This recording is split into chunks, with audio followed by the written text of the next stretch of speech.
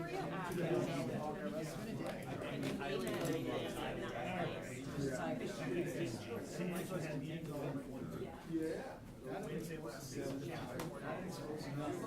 Yeah, I work so I put one. What? I got 10 years left and I'm done. 2 half days and a full day. Decker was telling me a story. Decker was telling me a story the other day because I found some old photos and I was trying to figure out what they were from because they weren't marked. I took it, I sent him a picture of one. He said, come over talking to me. So it was a case from 1977. He was a detective, but he's literally worked there longer than I've been alive. And I feel like I'm old. Okay, hold on a second. Are you gonna have him do it? You want to do it? Do you know what you're moving? You're moving? Richard, it doesn't matter. You do it. 10 days. That's what you're moving. I'm just moving 5, I'm just swapping 5-3 and no. Yeah, you're just moving, you're taking 505 and moving it to 503 and then pushing everything else down. Thank you. No, thank you. All right, good evening, everyone. It is 6 o'clock. Vice Board meeting. It is Wednesday, June 18th. Let's start this with a pledge. I pledge allegiance to the flag of the United States of America and to the republic for which it stands, one nation, under God, indivisible, with liberty and justice for all. All right, welcome. Our vision is educating and empowering every student every day in pursuit of educational excellence. Do we have a motion to approve the agenda? I'd like to make a motion to approve the agenda with one alteration. I'd like to move 5.05 to 5.03 and subsequently push all the ones remaining down. I will second that. Thank you, Richard. All right, roll call. Director Castro? Yes. Director Champion? Yes. Director Farkey? Yes. Director Larkin? Yes. Director Lynch? Yes. Director McGivern? Yes. Director Smithson? Yes. Motion carried 7-0. All right. National History Day. Director Smith. You have a presentation, right? There we go. I'm going to read this first and we'll go through the presentation. Adrian Gillette, BMS 7th grader, rising 8th grader, created one of the 18 documentaries that were chosen for viewing at the National Museum of the African American History and Culture in Washington, D.C. That was out of over 400 documentaries during the National History Day contest week. Adrian placed 3rd overall in the nation in the junior individual documentary category. The following students earned awards at the national competition: Kylie Kavanaugh, and we'll go through these, what they are once we go through the presentation. Lydia Arnell-Liu, Layla Lansing, and Parker Keebler. So we can go through this really quickly. Director Smithson, Yes. can you move the mic a little bit closer? Oh, yeah, Each one of absolutely. you now has your own mic. Sorry. So Okay. moved up a little bit. So this is Adrian. I believe that Black Swear, is that his video actually, or no? I don't know if it is. Yeah, it is. I don't know if it is his actual video or not. I don't know if you can click on that. This one? Yes. Board of Education, Island Trees Union Free School District, number 26 versus Pico, is the only court case about school book banning to reach the Supreme Court. I realized that they were removing books not on educational criteria, but on political motivation. Protect students, young, immature minds from certain stimuli that we feel is potentially dangerous to them. That local communities have a certain right to a certain amount of control in their community. They don't have a right to mind control. The landmark case raised difficult questions about rights and responsibilities, how to balance a parent's right to control what a child reads with a student's right to obtain information, how to weigh a school's responsibility to protect students from age-inappropriate material with the school's responsibility to educate students about history and diversity. In 1982, the Supreme Court gave its answer, deciding in Pico that while books could be removed for pervasive vulgarity and age inappropriateness, They could not be removed for ideas as this infringed on students' First Amendment rights to receive information. While the landmark ruling has been championed by free speech advocates, others have used its loopholes to limit the availability of some books in school libraries. The controversy surrounding Island Trees versus Pico highlights different views about students, parents, and educators' rights and responsibilities, while also demonstrating how, sometimes, students must take responsibility for demanding their rights. Most people would like to believe that book banning does not happen in America. More likely, they think of Nazis burning books by Jewish and leftist writers. But America has its own history of book censorship, such as southern states forbidding the sale of Uncle Tom's Cabin, Comstock anti-obscenity laws prohibiting the publication of Ulysses, and even the Comic Code Authority policing the content of comic books. The protests of the 60s and 70s brought new First Amendment challenges. Mary Beth Tinker, who at 13 wore a black armband to school in protest of the Vietnam War and prompted the landmark case Tinker versus Des Moines, recalls the backlash against the protests of the 60s. But some adults want to censor young people and disrespect young voices. And so the principals made a rule against us wearing the armbands, and 5 of us were suspended. In 1974, concern over traditional American values erupted in the Great Textbook War in Kanawha County, West Virginia. Protesters fired shotguns at school buses and tossed dynamite at the school, all because they objected to a new multicultural language arts textbook. The next year, in 1975, a new book banning controversy began in Long Island, New York, after 2 school board members, Richard Ahrens and Frank Martin, received a list of 32 books deemed unsuitable for children while at an education conference sponsored by a conservative parents group. When Ahrens and Martin discovered 9 of these titles in the Island Trees High School library and 2 in the junior high library, they tried to remove them on the grounds that they were anti-American, anti-Christian, anti-Semitic, and just plain filthy. Mr. Pico loves to equate the motivations of the Board of Education to politics. I won't take the rap for that. If you want to equate a motivation to me, make it morality. One of the books they removed was Alice Childress's A Hero Ain't Nothing But a Sandwich, for including a passage in which a black school teacher says to his class that George Washington was a slaveholder. I do not know what is so moral about denying the fact that George Washington owned slaves. Other books removed included A Reader for Writers for Using the Word Ain't, an African-American short story collection edited by Langston Hughes, and several novels including Kurt Vonnegut's Slaughterhouse-Five. Challenging the school board's actions were 5 Island Tree students between the ages 13 and 18 who filed a lawsuit arguing that removing the books violated their First Amendment rights. The lead plaintiff was then high school senior Stephen Pico. It's the responsibility of schools, of educators, of school board members to teach a variety of ideas and perspectives in our schools. On March 2nd, 1982, Stephen Pico, now 22, was in college when the case was finally argued before the Supreme Court. The school board's lawyer, George W. Lipp Jr., argued for local control. This ability to tailor local programs to local needs is healthy. It should not require the intercession of the federal judiciary. According to Lipp, the books removed were vulgar. Pico's lawyer, Alan H. Levine, replied that a half dozen vulgar words in the course of a book is not the basis for banning. I don't think that a school board can cloak its political concerns in the mantle of educational suitability. On June 25th, 1982, the majority of the court, albeit in a fraction opinion, sided with Pico.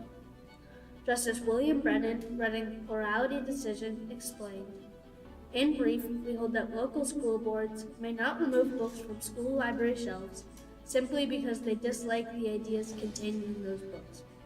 Those dissenting, however, argued that there is no right to receive information in the context of schools because the books may be borrowed from a public library, read at a university library, purchased at a bookstore, or loaned by a friend, and that the decision standard of educational suitability is a standardless standard that affords no more than subjective guidance to school boards. Nonetheless, PICO versus Board of Education resulted in all of the 11 books being returned to the library shelves and used in the schools without restriction. the Supreme Court decision in Board of Education versus PICO ruled in favor of students' First Amendment rights to access literature and ideas. However, the plurality decision was also vulnerable to exploitation. Today, book banning is on the rise, as groups like Moms for Liberty use arguments of educational unsuitability to challenge books about race and sexuality for being divisive or sexually explicit and age inappropriate. You wouldn't have the same books in a medical college that you would in a seminary, and just because a book is printed doesn't mean that it belongs in a children's library. Some states have even passed legislation prohibiting certain content in books. In Iowa, for example, Senate File 496 bans from school libraries any material with descriptions or visual depiction of a sex act. And as a result, books like Forever by Judy Blume, The Perks of Being a Wallflower by Stephen Chbosky, The Bluest Eye by Toni Morrison, and many others have been pulled from library shelves. People may not be ordering books or may not be adding books to their library collections that are really valuable books on really valuable topics. I would love to be able to teach All Boys Aren't Blue or Gender Queer, but I'm never going to be able to teach them in Iowa as long as these laws still exist. In middle school, those books of LGBTQ narratives were really important to me because they made me feel like I wasn't so alone. But while the decision in Board of Education versus PICO didn't put an end to all school book bans, the case does remind us that the freedom to read is worth fighting for. The long-term experience and goal is to show that we can win this struggle because we're going to have to fight it again and again and again. Oftentimes, discussions of rights and responsibilities focus on adults, but conflicts between rights and responsibilities also impact young people.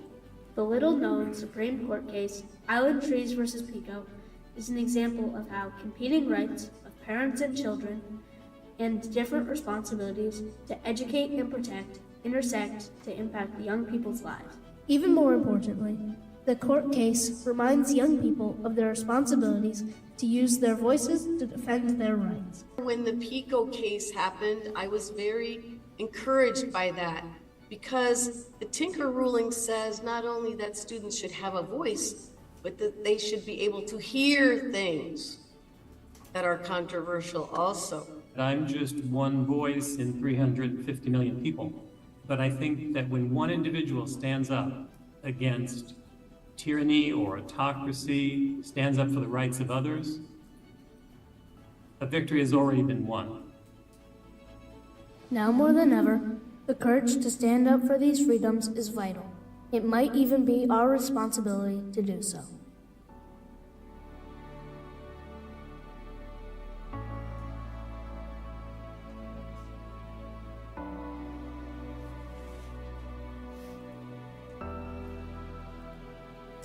I want to be remembered as a patriot.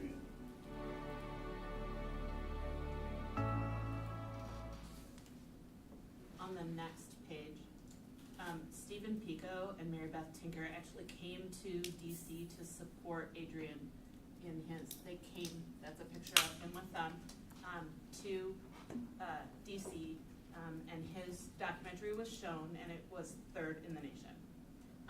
Just today they found out that he will now be, he has been offered a virtual mentorship session with Ken Burns. It says, we're thrilled to offer you the chance to join a virtual mentorship session with Ken Burns, the award-winning filmmaker behind some of the most acclaimed documentaries in American history. And he has also, because he was selected as one of the winners of National History Day in the individual documentary category, the Better Angels Society, a national nonprofit organization dedicated to engaging Americans with their history through documentary film. They sponsor this NHD category, the documentary category. As a winner, he is now eligible to participate in their awards, the Next Generation Angels Award. So this is for a 7th grader, so 12, 13 years old. I know he went through tons and tons of work to get that done, so we are incredibly proud of him. If you'll go to the next one, we'll talk about the other winners as well. Kylie Kavanaugh made the top 20 and an honorable mention in her junior individual exhibit. Her exhibit was the 1968 Fair Housing Act, A Blueprint for Equality, or A House of Cards. The next one is Lydia Arnell-Liu. She made the top 60 in the junior historical paper. Her paper was A Blueprint for the Treatment of the Mentally Ill, the Kirkbride Plan National Qualifier. And then the last one was Layla Lansing and Parkwood Keebler, they made the top 20 in a junior group exhibit, and their topic was Blackened Hands, Broken Childhoods, Child Labor, and the Evolution of the Fair Labor Standards Act of 1938. So congratulations to all of those students and their teachers. Yeah.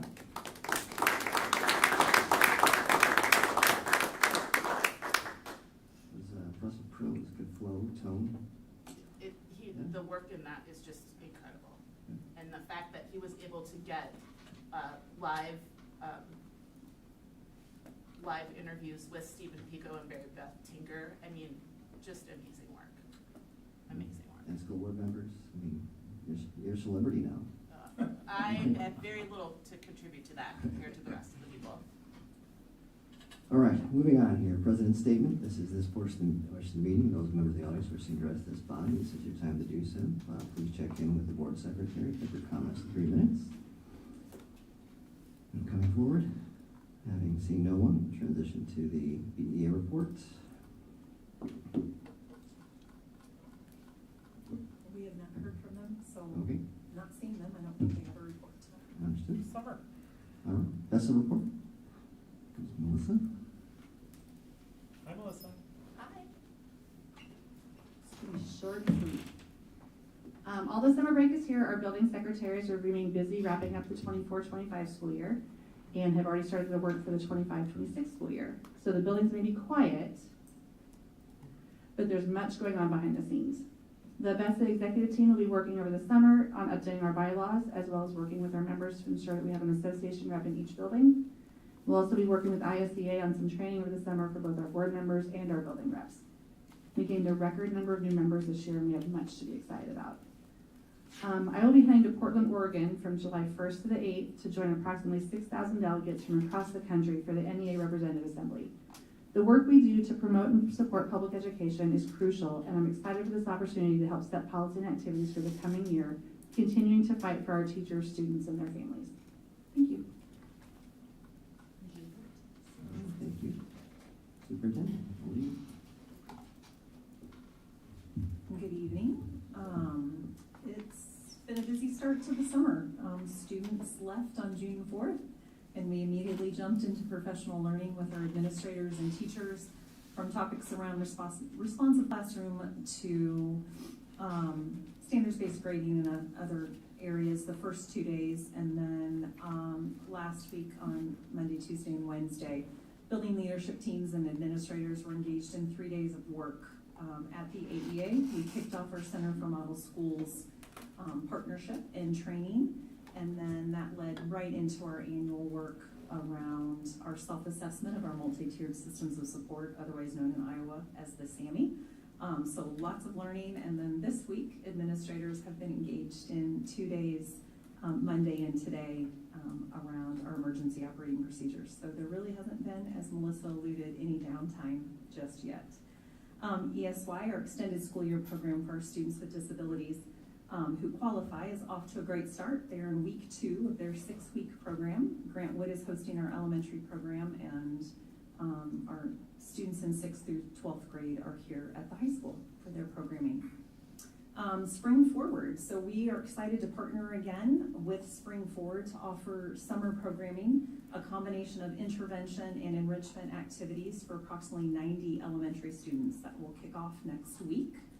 And it will be at Grant Wood as well.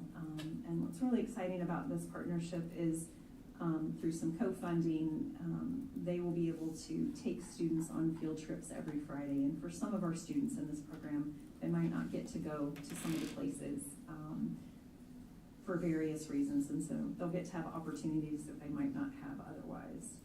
As I discussed, we've been busy this week putting our emergency operating plans into action. There'll be more detail in just a few minutes of the events of today and Monday, but at this time I really want to extend a my heartfelt appreciation to Fire Chief Troy Stead and Police Chief Doug Scott, along with all of our firefighters and police officers who have partnered with us this week to help us learn from them, but also help us put into action our plans that are on paper and have an opportunity to learn and debrief about that and where can we get better, as Sarah Harris always says, in our continuous quest for continuous improvement. So we're grateful for that partnership and the opportunity, and you'll get to hear from them later on. Summer meals, just a reminder to our families and our community out there. Michelle Reeson, our Nutrition Services Manager, and her team have been working hard this summer to ensure our students have access to breakfast and lunch when school is not in session. Anyone 18 and under can access these meals this summer at our high school, Grant Wood, or Neil Armstrong. And they're even piloting a program. We partnered with the city to provide meals at Edgewood Park on Mondays, Thursdays, and every other Friday, and at McManus Park on Tuesdays, Wednesdays, and every other Friday, which is really exciting that we're able to not just be at our school sites, but that Michelle had the vision to get out to our parks, and our new parks director of the city has been extremely supportive and collaborative. So that is great. So that is it for tonight. For now. You. Do a motion to approve the consent agenda. So moved. Second. Roll call. Director Champion? Yes. Director Farkey? Yes. Director Larkin? Yes. Director Lynch? Yes. Director McGivern? Yes. Director Smithson? Yes. Director Castro? Yes. Motion carried 7-0. All right, 5.01, opening bids for sales tax. I move we approve the resolution opening bids for the Bettendorf CSD sales tax 2025. I am now going to turn it over to the expert.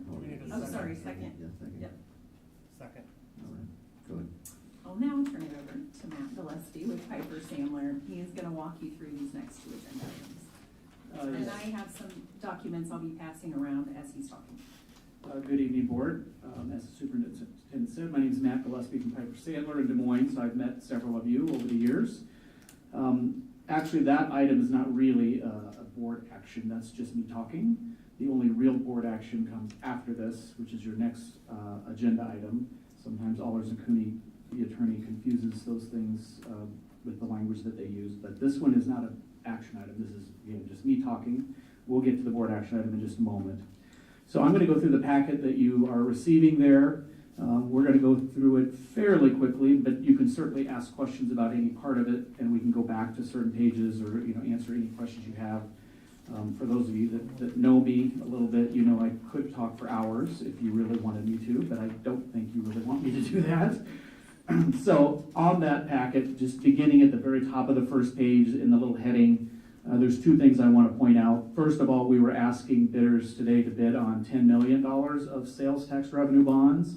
We ultimately reduced that to $9,995,000, specifically just because today we received the fee quote, the official fee quote from Standard & Poor's for the rating, and they had a price break between $9,995,000 and $10 million or more, and that price break was $5,150.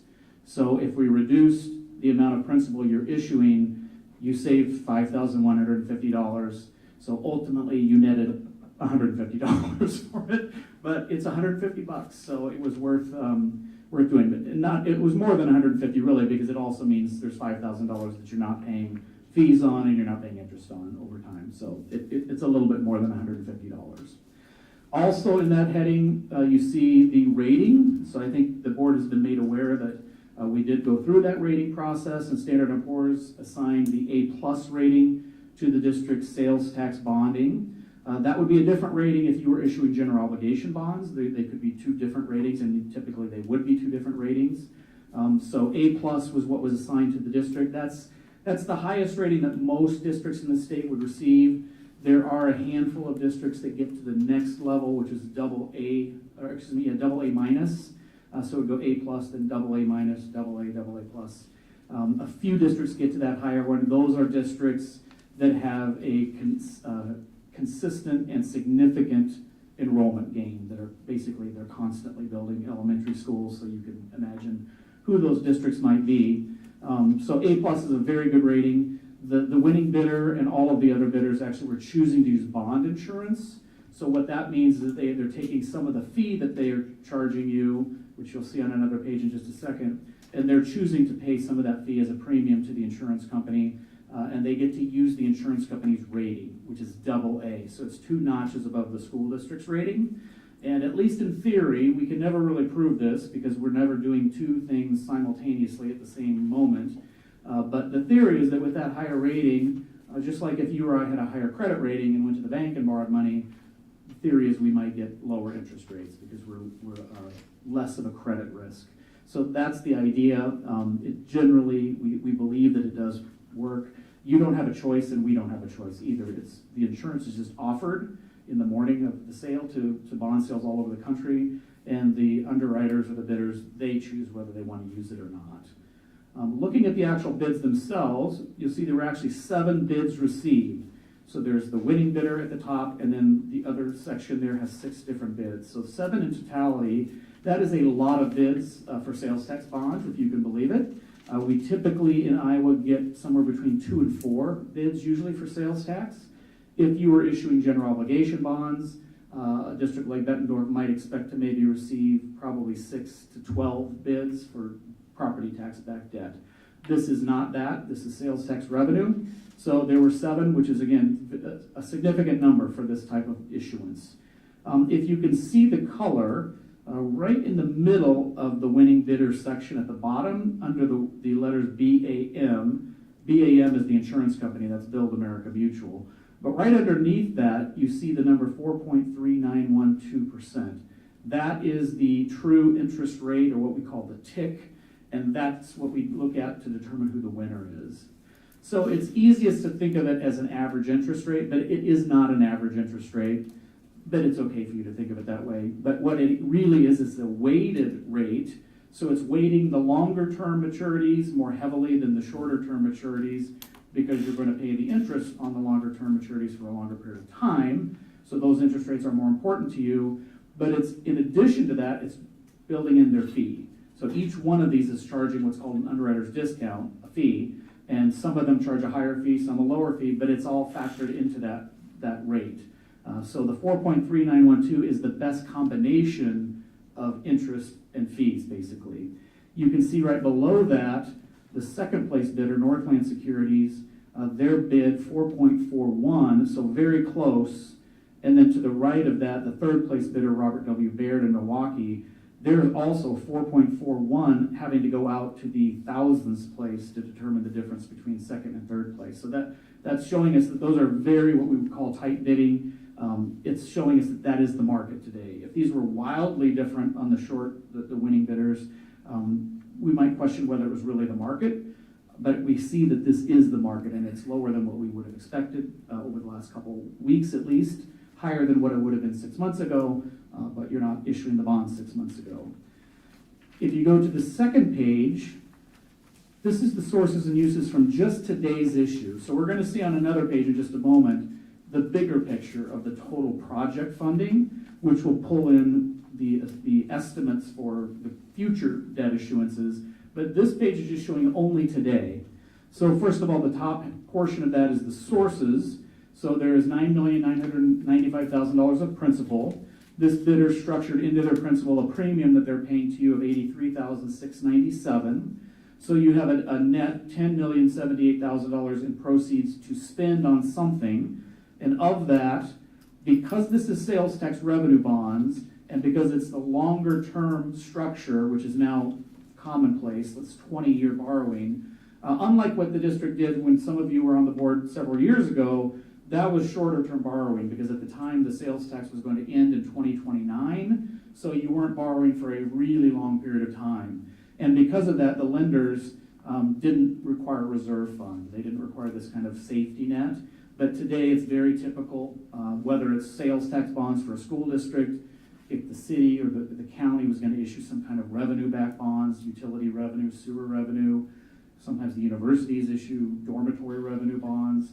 Those types of debt issuances that are not backed by property taxes, it's very common to have a reserve fund requirement, and there was in this case. So and we expected that. That was already built into our assumptions no matter what. So you see that number is a pretty big number, 886,000. So it's not just a number that I choose or that somebody chooses and says, that looks like a good number. It's actually IRS dictated. It is going to be the lowest of 3 different mathematical calculations. So it's either 10% of the amount you're borrowing, or it's the largest annual payment, or it's 125% of the average annual payment. So this worked out to be the 886 number. That is going to be set aside. It's still your money. You don't lose the money, but you don't get to use the money today. And in fact, you're not going to use it for a long time because it's going to be setting aside for the entire life of the bond, which could be as long as 20 years. Now, there's a good chance that you will do something in the 20 years, refinance the debt, just pay it off, restructure it, something like that is common to happen. So you could get that money back earlier, but typically it's going to sit there for quite a long time. You're going to invest it, you'll earn interest on it, and the interest can and should be spent, so you can just put that back in your sales tax fund and buy school buses or fix the roof or buy carpet or whatever you need to do with sales tax money, but you can't touch that principal amount until the bonds are paid off. Or you can use it to make the final payment actually a year early. So if somebody's still on the board 19 years from now and is paying attention, I know I'm not going to be here 19 years from now, they might think to call the last maturity a year early and stop paying interest on it. That's a very common thing to do as well. The other uses of money, you see there the underwriter's discount, $129,948. While that seems to be a pretty big number, it's actually lower than what we would have expected. It's lower than normal, but it's also much lower than what we've seen in the last 2 months. In the last 2 months, we've seen the underwriter fee for these types of 20-year borrowings somewhere between $18 and $25 per $1,000 that the municipality is borrowing. Normal would be closer to probably $15-ish dollars, and this was $13, right about $13. So that actually ended up being a positive thing here, a lower fee, even though I realized to you guys it does look like a pretty big number. It is lower than what we would have expected. And then the cost of issuance, the $117,000, that's a combination of all the other professional participants, which would be your attorney, Allers & Cooney in Des Moines, Standard & Poor's for that rating, Piper Sandler, the company that I work for, United Missouri Bank, all of those different entities that are helping the district through the process. That's a combination of all of those different costs. And then what's left over to spend for architect's fees, construction costs, land acquisition, although I don't think that's part of your plan, but it could be for any of those types of needs, is the $8.945 million, plus interest that you earn. You're going to take that money when you get it on August 7th. Actually, today you received $100,000. That's called the good faith deposit. It's kind of like earnest money when you buy a house. So that winning bidder had 2 hours this afternoon after the bid receipt to wire that money to the district's bank, which they have done. That money is at IceJet, where you do have other funds as well. So that can begin earning interest tomorrow. The rest of the money, the $8.9 million, will begin to earn interest. You can put it at IceJet, which is the current plan. But if one of the area banks is willing to pay you a super high rate, David Farmer, maybe that would be beneficial to move the money to that bank, and you could earn more interest on it while it's sitting there waiting to be paid out on construction costs. The interest that you earn, by the way, is bond proceeds. It's counted as bond proceeds, so it needs to also be spent on the project. You can't earn $300,000 of interest and just transfer it to your general fund. That's not an allowable purpose there. Going to the next page, you see the actual amortization schedule, so the repayment schedule of the bonds. Principal being paid in the spring or summer, interest being paid 2 times a year, which is pretty typical for municipal bonds. You see kind of a hole there where there was no principal positioned in 27 through 29. That's two reasons. One, that's where most of the debt that you already have is. You have relatively large payments already in those years from the years gone by when you issued sales tax bonds. But it's also so that we can position some more of the principal next year when you issue bonds. We assume that there's going to be a bond issuance next year. We'll try to push as much principal as we can in those, what will then be the first and second year into the future, because the shorter term you can pay that debt off and hoping that interest rates do not rise, but sort of always planning for what if interest rates do rise, you'll be able to put more principal in the shorter term, so accrue less interest to any degree that's possible. At the very bottom of that page, there's a note. You see it says that the bonds are callable July 1 of 2033. So that is the beginning of when you could start to pay the bonds off early if you had extra cash sitting around, which is probably not happening. The district, and really all districts around the state, have enough needs, more needs than you have that these funds will cover. So there's always going to be other things to do, fixing roofs, buying buses, etc. But if you did have money, excess money sitting around, you could begin to pay the principal off July 1 of 2033 or any time after that with 30 days notice. You could also refinance the bonds. So if interest rates happen to be lower at that time or any time after that, and it's mathematically feasible to do so, you could refinance the bonds, which is a very common thing to do. So if I understand you correctly, you could not refinance before July 1, 2030. That's correct. Unless, and it would be very unusual in this type of a bond, if it was a private placement, which is what you did do with some of your prior ones, it's just one bank. So in those cases, it's easy to go to that bank and say, hey, the district needs to do X, Y, Z. Will you please sign a waiver and say that they can call the bonds early? And that's happened actually recently several times because the bank wanted out of that debt anyway because they were only being paid like 2%. You know, this is bonds that were issued over the last decade at ultra low rates. They loved getting out of that debt. So they allowed the district to call the bonds early. And in those cases, the school districts needed to get out of it, not to save money, because they weren't really saving much money because the interest was so low, but they needed to restructure it in some way in order to borrow a lot of new money. So it's possible to get out of it early, but when there's going to be thousands of bondholders, you have to send basically a proxy to all of those people. It's very, very difficult to get the correct number of people to respond to something like that and say, yes, it's okay to do it. But you're going to find that you really aren't going to have extra cash between now and then anyway, because these projects that you have on your list are significant enough that they're going to consume those surplus monies probably anyway. So the next page just shows you the pricing summary. Really, I just want to show you at the very bottom of that page, just an example of, I just pulled out every 5 years from your offering today. This is the reoffering yield. So that's really the only thing we can compare apples to apples with one bond issue to another. So you see at the bottom in that red box, I just put in there different, these are all Iowa school districts, all sales tax revenue bonds. So very, very similar to what you were doing today. And you see today your rates were a little bit lower than West Liberty, who sold bonds just 2 weeks ago, but your rates were higher than where they were, like I said, 4 months, 7 months ago, etc., which is pretty obvious. I think most people are aware that rates are higher. Certainly, if I would have included rates from 2 and 3 years ago, they're much, much higher because those rates were below 2%, but that also was kind of a freak show point in our history. We're probably never going to get to those types of interest rates again, unfortunately, for districts like you that are borrowing. Now, I may be jumping the gun, in which case I'm happy to wait, but actually it looks like it might be coming on the next page. The bonds we issued previously, are we closing those out, or are we continuing to carry those on there? Yeah, that's a really good question, and it doesn't really speak to that here yet. You may do that, but not with today's issue. You didn't need to do it today, but we assume that you're going to issue a significant amount of bonds next year as this project proceeds, and you'll run out of today's money. Because there's going to be a larger amount of debt being issued next year, it's possible, and it will depend on interest rates and your certified enrollment, so in other words, how much revenue you're getting from sales tax. It's possible that in order to meet what we call the coverage requirements, so you can't just go out and borrow dollar for dollar. Although it's legal to do that, no bank in their right mind would lend to you dollar for dollar. you get $1,000 of revenue and your payments are $1,000. Because if you lose one student, you couldn't make the payment. So there's always a cushion built in there. There's always extra money that you can use to go buy buses, etc. But there has to be a certain amount of extra money.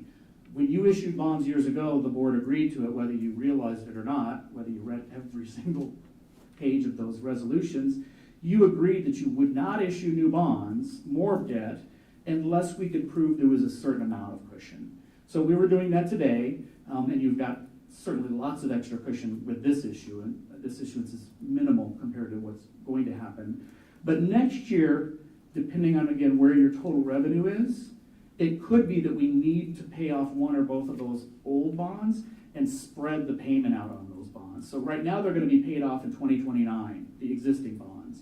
But it's possible that we have to roll one or both of those into the 2026 bonds, which means the total payment would be spread out over a 20-year period of time. So you're not saving money in that situation, you're actually adding interest costs, but there's nothing you can do. That's just what has to happen. So it would not make fiscal sense to do that unless it were necessary. Unless it were necessary. So we'll look at this. We'll look at the situation next year. We won't do it unless it's absolutely necessary.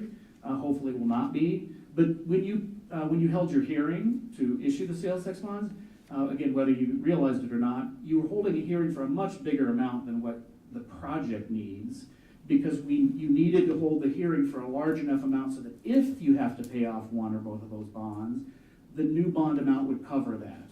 So, again, hopefully it doesn't have to happen. So you held a hearing for, whatever, I don't remember the amount, X amount, a big number, but hopefully you're really issuing a much lower number than that, because you don't need to take out those bonds. But it is common to do it. It sucks, but it's just mathematically what has to happen, unfortunately. That makes sense. It was for 42 million. 42, yeah. So, you think about it, you're really hoping to issue, 35 million, I think, for the project, roughly, but you held a hearing for 42 million. You're not going to issue 42 million to build something new. The only reason you go to 42 million is if you have to pay off one of the old bonds. So then the page after that is now showing you the big picture, kind of the whole project. So here, and do you guys have a color copy? No. Okay, that's all right. There's a little bit of this page is what I'm looking at here. And it has some shading on it. My copy's colored, but the part that's bold, that's referring to the 2025 bonds, that's the only part on this page that is accurate. Because we now know what the facts are today, assuming that the board approves it here in a few minutes. That information is factual. But the information about the 2026 bonds and the 2027 bonds, cash that might need to be contributed, and the project cost itself, those are all just estimates still. We're just guessing at what the results might look like. And of course, we're using a number that your architects have given you, but you haven't actually taken bids for all of the project. So those bids could come in higher, they could come in lower. Now, if they come in lower, great. You just don't need to issue all these bonds that we're thinking about, right? Maybe next year's the end of it and you don't have to issue a third bond. And of course, if the projects come in higher, then the board will have to contemplate, what are you going to do?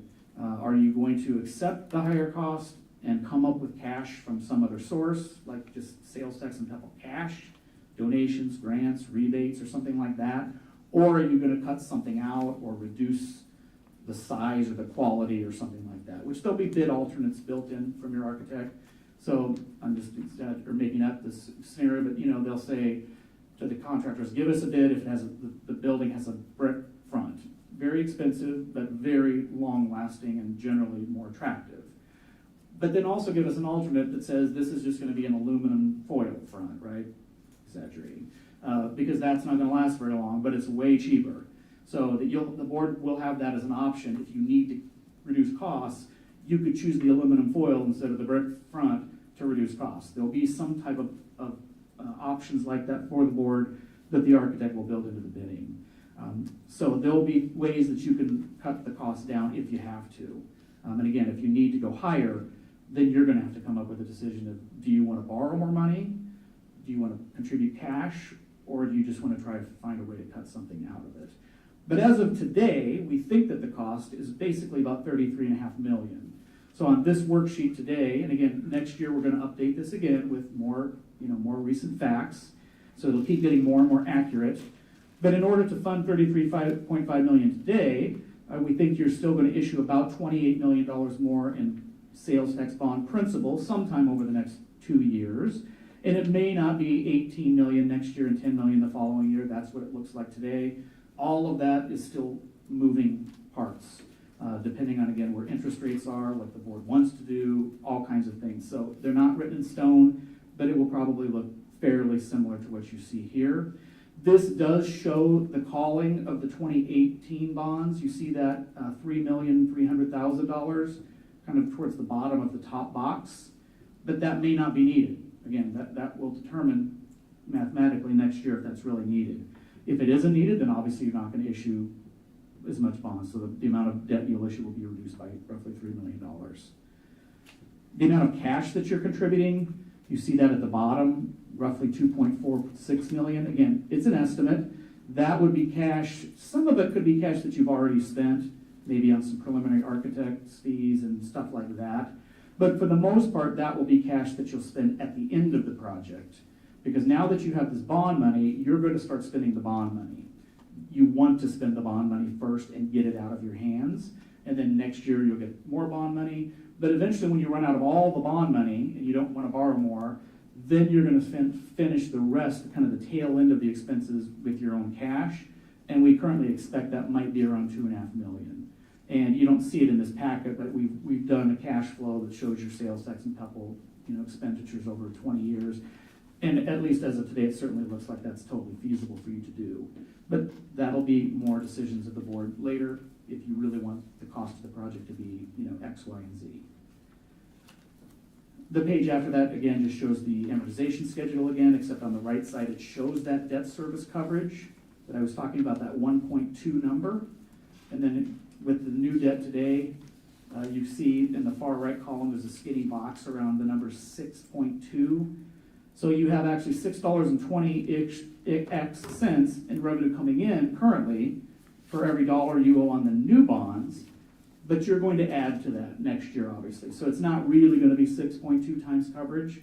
Next year's bond issuance will decrease that, but it can't decrease it lower than now 1.25.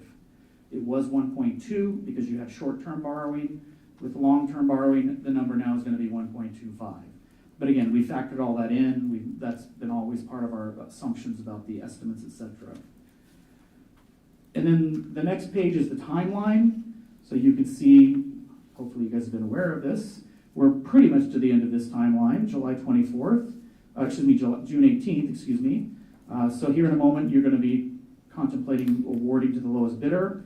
At your next meeting, July 24th, you'll do the legal documents, which is more paperwork like you're doing tonight, but it'll come to you all filled out by the attorneys, so it's very obvious you have to say yes or the bonds don't get issued. So you either will say yes or say no and the project doesn't happen, one or the other. And then the rest of the money, like I said, you got $100,000 today, but the rest of the money then will be wired to you on August 7th. So then you'll start to earn interest, you can start to pay architect's fees, construction costs and all that good stuff. And then later this winter, this upcoming winter, we'll be back in touch with you guys to kind of check it out and see how the cash flow is going. If you're spending the money faster than you expected, maybe because it never rains, it never snows, everything's great, everything's on, faster than schedule, or the opposite. So we'll try to time when the next bond issue needs to be so that you don't begin to pay interest too early, so you're just paying interest on money you didn't need. Although it could also be the school board's decision at that time, if you have a really accurate crystal ball, you may believe as a board that you think interest rates are going to be higher in 2027 than they are in 2026. Obviously that's a guess, but it's your prerogative to make that guess. So you could decide to sell the bonds sooner than you need to, just to lock in the interest rates. Or vice versa. You may choose to wait and sell the bonds a little bit later because you think something's going to happen and rates might drop. Obviously, that's a guessing game, and it's a little bit dangerous to play, but it's always part of the process. We're always making those types of guesses. And then the rest of the packet is just the rating report. I wasn't sure if you've been given a copy, which I now know you have been given a copy before, but I just included it in case you had not seen that rating report from Standard & Poor's. If you didn't read through it before, you should read through it sometime. It does have some nice things to say about the district, so it's interesting to read if nothing else. So any questions that the board members have about any of the process or any of these worksheets? Once you don't have questions, I'm going to lead you through the resolution, which is the action part of it, but we'll wait for that until after your questions are answered.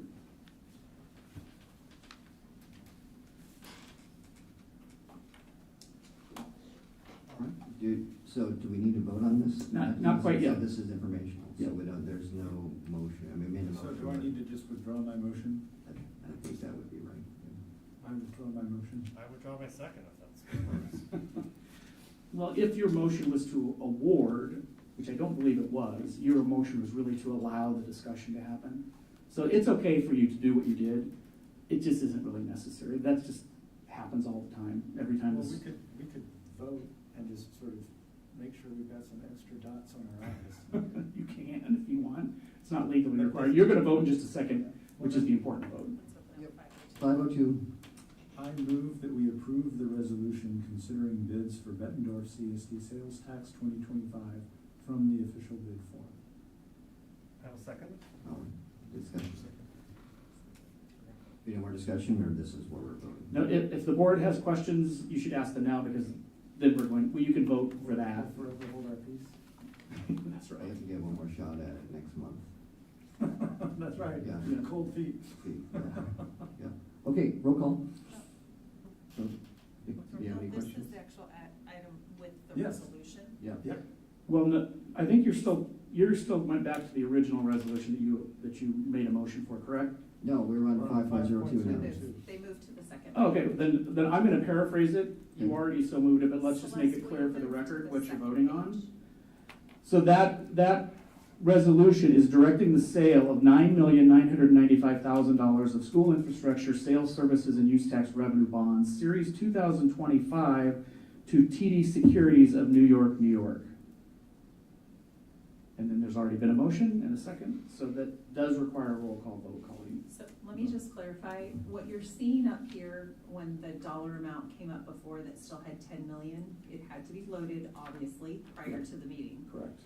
In the events of today, when the bids came in, that's why he explained why that dollar amount adjusted. I just want you to know that our board president and our secretary have the updated resolution form that they will be completing tonight once we take this vote. So I just, And that resolution was filled in, the blanks were filled in by the attorney that have the real numbers in them. And this does say approximately. Correct. I just want to clarify in case someone had that question. That's a good question. Okay. All right, now we're voting, and roll call. Director Franklin? Yes. Director Larkin? Yes. Director Lynch? Yes. Director McGivern? Yes. Director Smithson? Yes. Director Castro? Yes. Director Champion? Yes. Motion carried 7-0. Okay, that's the actual action you needed to take tonight, so that finishes that part. If you board members ever have questions about these processes, whether that's a week from now or 6 years from now, although as I mentioned earlier, I'm not gonna be here 6 years from now, but somebody will be, but anytime you have questions, don't let those questions go unanswered. If citizens that live in the district have questions and they come to you and ask you and you don't know the answer, definitely forward those questions to us, usually through the superintendent or business manager. We do not want misinformation to be, circling around any community. There are answers to it, and we have the answers. So make sure you ask questions anytime you ever have them. For you, Dr. Morris, you're going to continue to get some more emails from us in the next few weeks. As this comes to a close, you ask questions as well, if you have any, and then we'll be back in touch with you, like I said, later this coming winter, and we'll talk about the next series and how things are going. All right? well, before you Thank leave, you. I just want to say thank you. You have been wonderful to work with, always there to answer Lane's and my questions, and today was great. So Good. thank you I for appreciate making that. the trip down or over from Des Moines. So You bet. Thank you. Good luck with your project. Thank you. Thank you, sir. It was great to see you in person. Yes. Goes a long time in between sometimes. Zoom. Yep, so now we have the new 503, which is the crisis response team presentation. So tonight, we have the privilege of having our Executive Director of Student Services, Karen Allison, our Coordinator of Student Services, Sarah Harris, Associate Principal Kevin Skill, and our Fire Chief and our Police Chief here. They've had long days, so we really appreciate that they hung in here and came out to support this presentation tonight. All yours. Okay, very good, thank you. Well, today came to fruition a lot of work that's been done over almost the last 10 years, starting with Celeste. We have known that our emergency operation plan needs to really have many elements to make sure that our students and staff are safe and that families are well informed. This started back in 2016-17 with the adoption of the standard response protocol, and that was through the I Love You Guys Foundation. It was from there, just moving forward to 3 years ago, we really worked between Celeste and Sarah Harris and Kevin Skillett to refine our emergency operation plan. And jumping to today, we had a simulation that started off with tabletop exercises this morning, where we were rotating between 3 different groups, putting our emergency operation plan into motion with all the right players around the table, including our administrators, counselors, nurses. Our team here was Sarah and Kevin, and also our fire department and police department.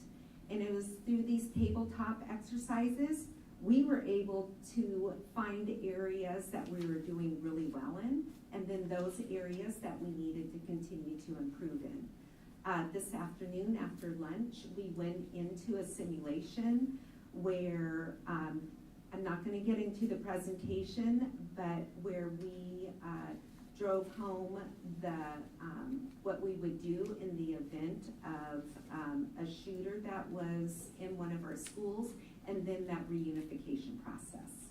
And we had the opportunity to have a facilitated conversation afterwards, and more conversations that will be happening to improve our emergency operations manual. So with all of that, I just want to say thank you so much to the police department, the fire department, the medics, for Dr. Morse, and just all of our leaders in the district coming together to make today truly a great event that will really only improve the work that we began almost 10 years ago.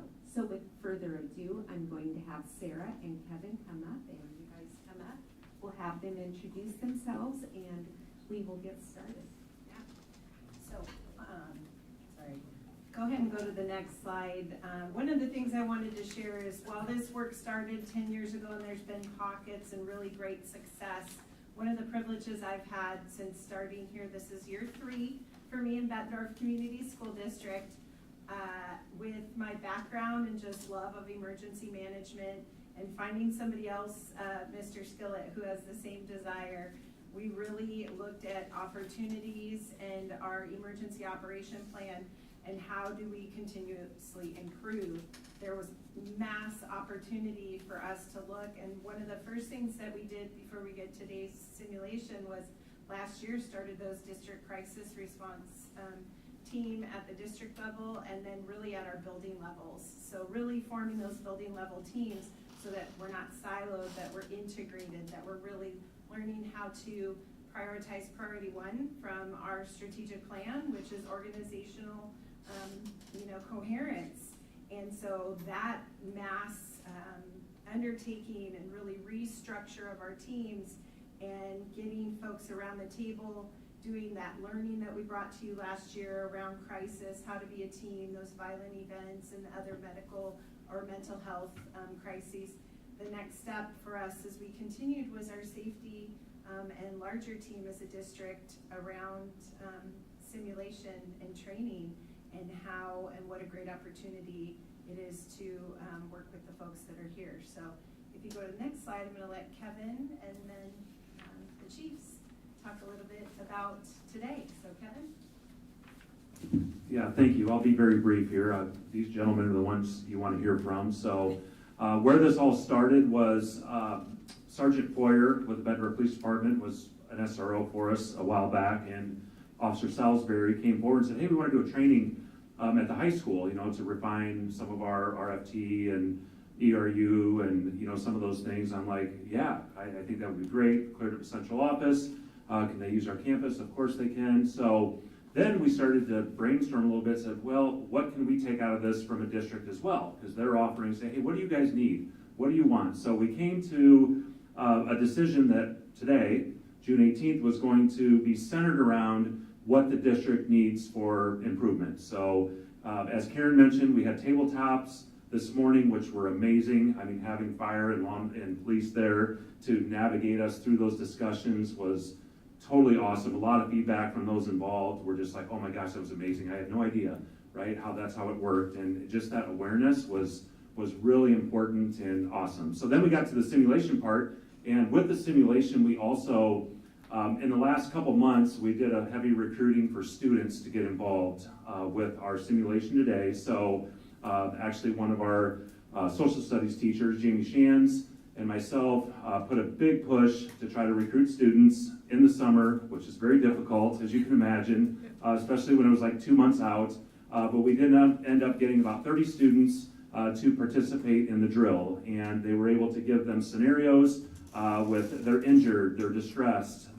We barricaded 5 classrooms where the officers needed to get in there, and the rescue task force teams, and get in where there were injured people and all the things. I mean, I could talk about it for an hour, and I won't do that. It was so unbelievable for us as a district to be a part of something like this. And I've said this before, I think to the board and to many others, our district is, we are in the top 1%, in my opinion, as far as this work and being able to, with our emergency operation plans, our collaboration with our police, fire, medics in the city of Bettendorf. It's absolutely incredible.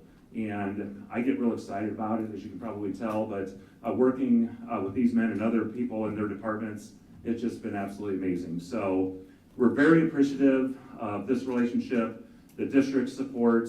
This has taken some resources, from us to be able to, the training and the time, all the things that go with it. And but today really was kind of a pinnacle, for us to learn a lot, but also reinforce, like, oh man, I think we're making some progress here, right? We're on the right track, as far as in the event of a violent event, a crisis, and those types of situations that we feel like we've learned a lot and we're in really good shape. So I will turn it over to these gentlemen, and thank you both, and we just really appreciate it. Hi, I'm Scott, Bettendorf Police Chief. Thanks for having us here. Just echo a few things Kevin said. We can't do this alone when we're trying to prepare for these type of encounters, right? So safety is of the utmost importance. The district could choose however they wanted to handle this. Staff could choose however they wanted to handle this. But when we all come together as a team and we're all sharing that together and we're all communicating through these things, we're working through all the problems, we're setting all the expectations, we're setting, well, what does this look like? What does this look like? How do we work this from beginning to end? How are we going to recover in our community after the event? We're having all of these conversations. It just puts us to Kevin Skillet's point, just so far ahead compared to everybody else. I feel that we want to continue to invest in this program. It's been a passion of mine. It's been a passion of Chief Sade's. It's been a passion of our cities. But we can't do it without this partnership, without all the energy that Sarah, Kevin, all the other staff that's involved, all the behind the scenes that gets done to make these type of things happen, all the work Celeste has put into the EOP over the years, being willing to sit down to have these meetings, it's really impressive. It's hard for me to explain how proud I am of where we are today versus where we were 10 years ago, 15 years ago, 20 years ago. I don't want to bore you all with everything, but I thought today went very well. We really felt that it was our turn to give back. The schools always opened the doors to us, Old Mark Twain, the different buildings, the middle schools, the high school, and we would just use it to train in when the kids were gone. And now it's developed into a position of, okay, how can we even more improve better from where we were? And that was really what today I felt was. And I think we all learned from each other. We all improved our relationships. More people met other new people, and then that just helps us throughout the community as a whole. So I'm very appreciative. Thank you for opening up the doors here. Thanks for hearing us out. Thanks for letting staff pour all their energy, their leadership, their vision into this to get this off the ground. And I think we're going in a very good direction. So thank you all. Well, I don't know how I'm going to follow all that, but I would like to echo Chief Scott's major points in there. My name's Troy Sade. I'm the fire chief with the city of Bettendorf. And this didn't happen overnight. This has been several years of hard work. And without the support of the board members, without support of Dr. Morse, and especially without the heavy lift that your emergency preparedness team is doing, you wouldn't be in that top 1%. And I agree with Kevin. I think you're there. Can we improve? Absolutely. Did we make some mistakes today? Absolutely. But that's how we get better. And your continued support is going to keep us holding that bar as high as we can. The best part about today was watching your staff and administration work, right? There's a lot of school districts out there that I work with that have their emergency preparedness book, and it sits on a shelf. They may bring it out once a year and do a quick tabletop on it, but you don't learn as much as you learn if you're doing it hands-on. And I think today was kind of eye-opening for your staff of, oh my gosh, we should improve on this, or we need to change this, because these type of events are very fluid. So I won't bore you with all the details, but thank you again for your support, and I truly wish you will continue that support. I know the city of Bettendorf will, so thank you. So just some highlights and next steps to close us out. This is not the end, this is the continuation. And so it's really critical that we look from the higher level of, we will debrief after today. In so many weeks, we'll all come back. We asked all of our staff to give us information because today was also about filling those gaps, like she shared, and figuring out what do we need to do. Looking at just that shared learning opportunity and bringing our district crisis team back together and saying what do we need to look at in the coming year. Our focus for next year as we continue with our building crisis response teams, we're really going to look at response, reunification, and reentry. So while last year we focused on building teams and creating what is a team and looking at response, we practiced that, and now we're going to focus on that reunification and reentry. Always looking for opportunities and funding. I worked with Dr. Morris and the chief of police and Kevin and a team on an award that I'm trying to get for us to continue funding and support and communications. And so we're always trying to do our best here to be fiscally responsible as well with this partnership and what we do in the district. So thank you so much, and if you have any questions. As they wrap up, I want to commend Sarah and Kevin for their leadership on this work, and Celeste.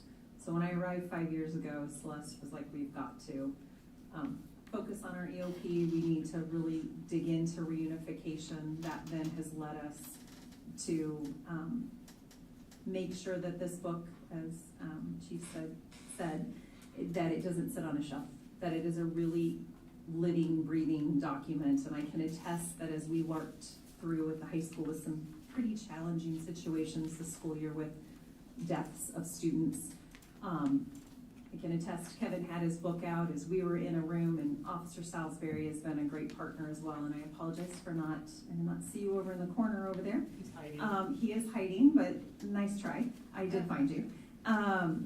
As we worked those situations, as their building crisis team was in a room, that document was out, we were using it, we were making notes about what we need to remember to do next time, what we need to do differently. And so I am extremely proud of this team and everything they have done, having experienced an actual active shooter situation, to know what we pulled off today. While it was the first of its kind in our district, and yes, there are things we need to modify and shift a little bit, but what we accomplished today was incredible work. And it wouldn't come without the passion, the drive, and the leadership from these three, Kevin, Sarah, and Celeste. And so, to this board, as we know, safety, I think Chief Scott said it, safety is the paramount thing that we have to keep in mind, but it does take time, it does take resources, and so your ongoing support of that will be invaluable to ensuring that we stay state of the art when it comes to this. So thank you all for your leadership. Just one comment, it's just not a matter of if, but when something is going to happen. We'll have to reference these. An organization this big, the more familiar our people are with how to respond, the less foggy, we call it the fog of war, that is, and we'll be able to respond and protect our kids. So thank you for being interested in this topic matter. Thank you. Thank you all very much. Thank you.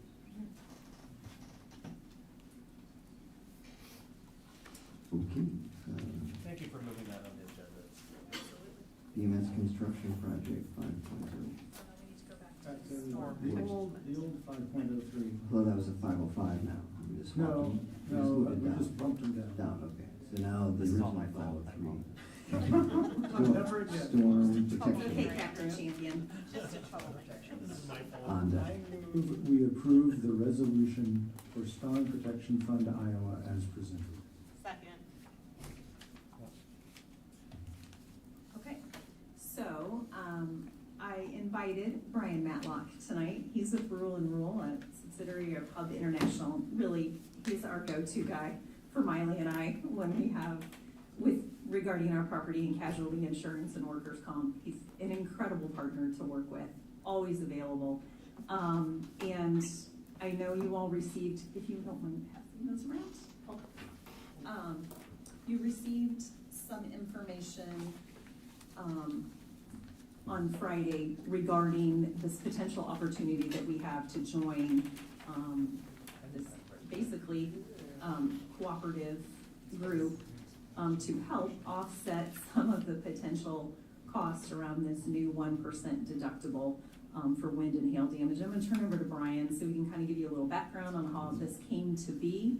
And then what I just passed around is what it looks like specifically for Bettendorf. So you have Bettendorf numbers and what our liability could be, and then what our contribution, if you all approve the 28E tonight and the resolution, what our contribution for year one would be. Thank you. So I'll go backwards in time a little bit, and then certainly jump in with questions as you want.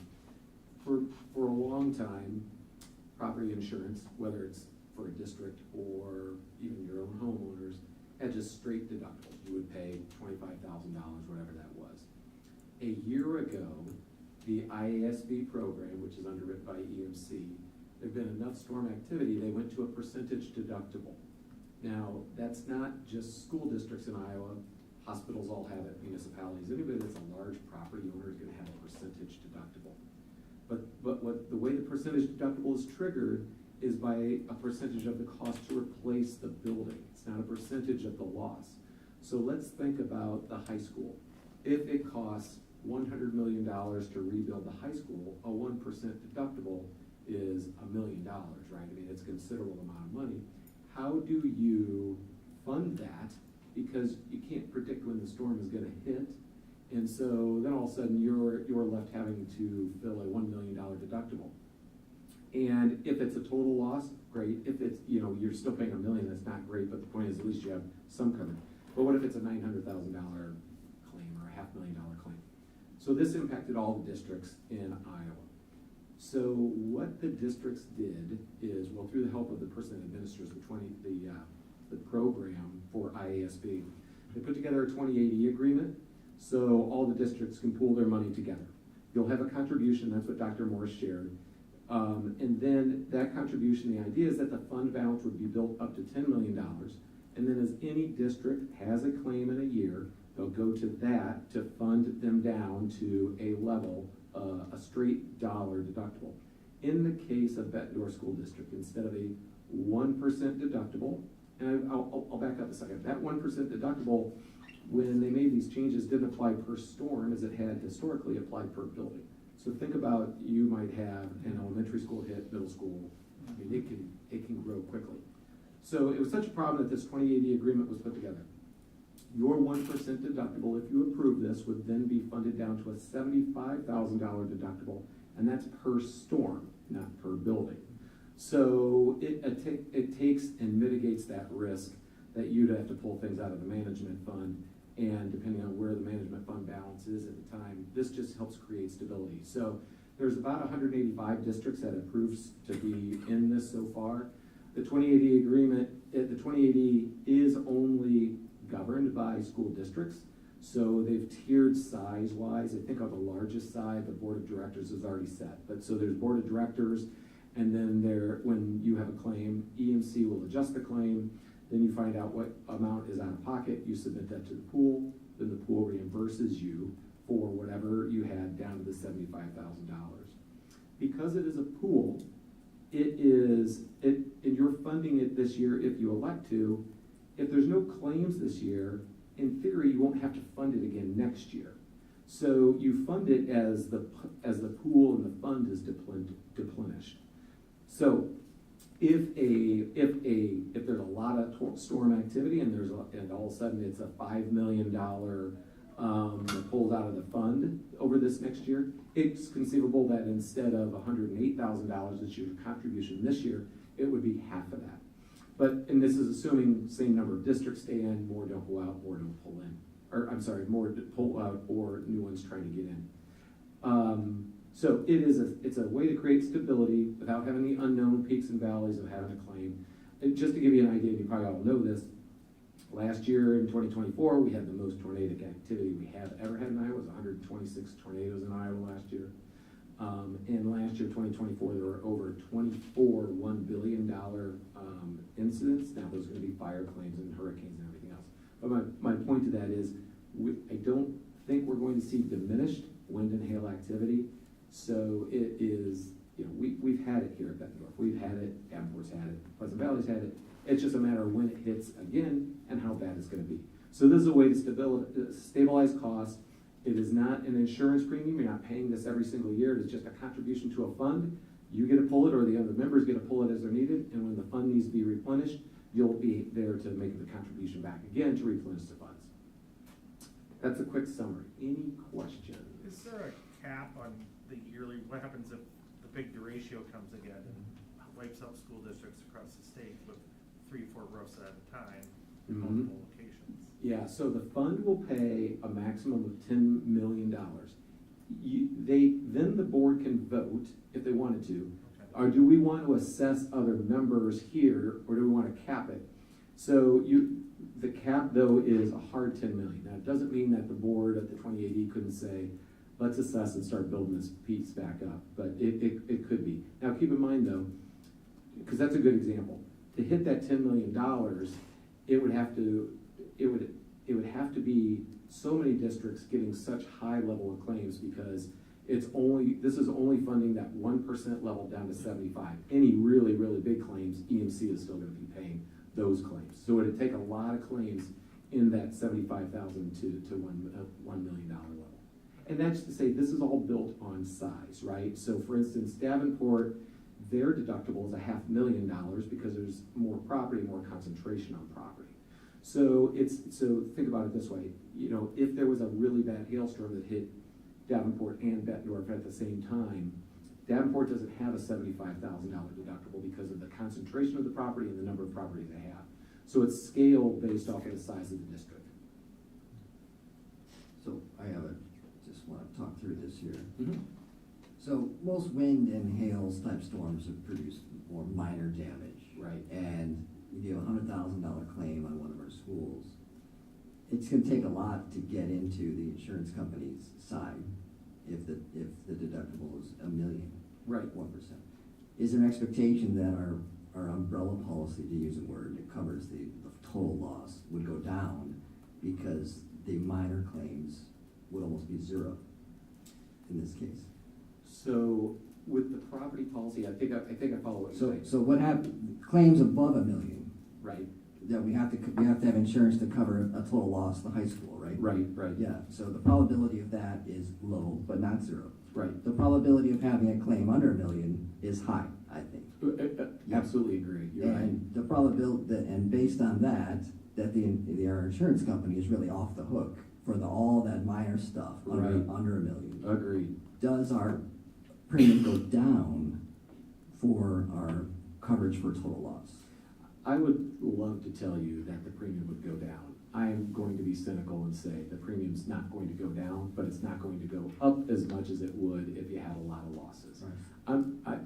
I'm not gonna sit here and defend the insurance companies, since I have to beat them up all the time for everybody. So, in what will drive that though, so eventually over time, the competition could drive that back down, where the results have shown, wait a second, you guys aren't paying much of anything in these claims anymore, and you get the power of the IESB putting this data together.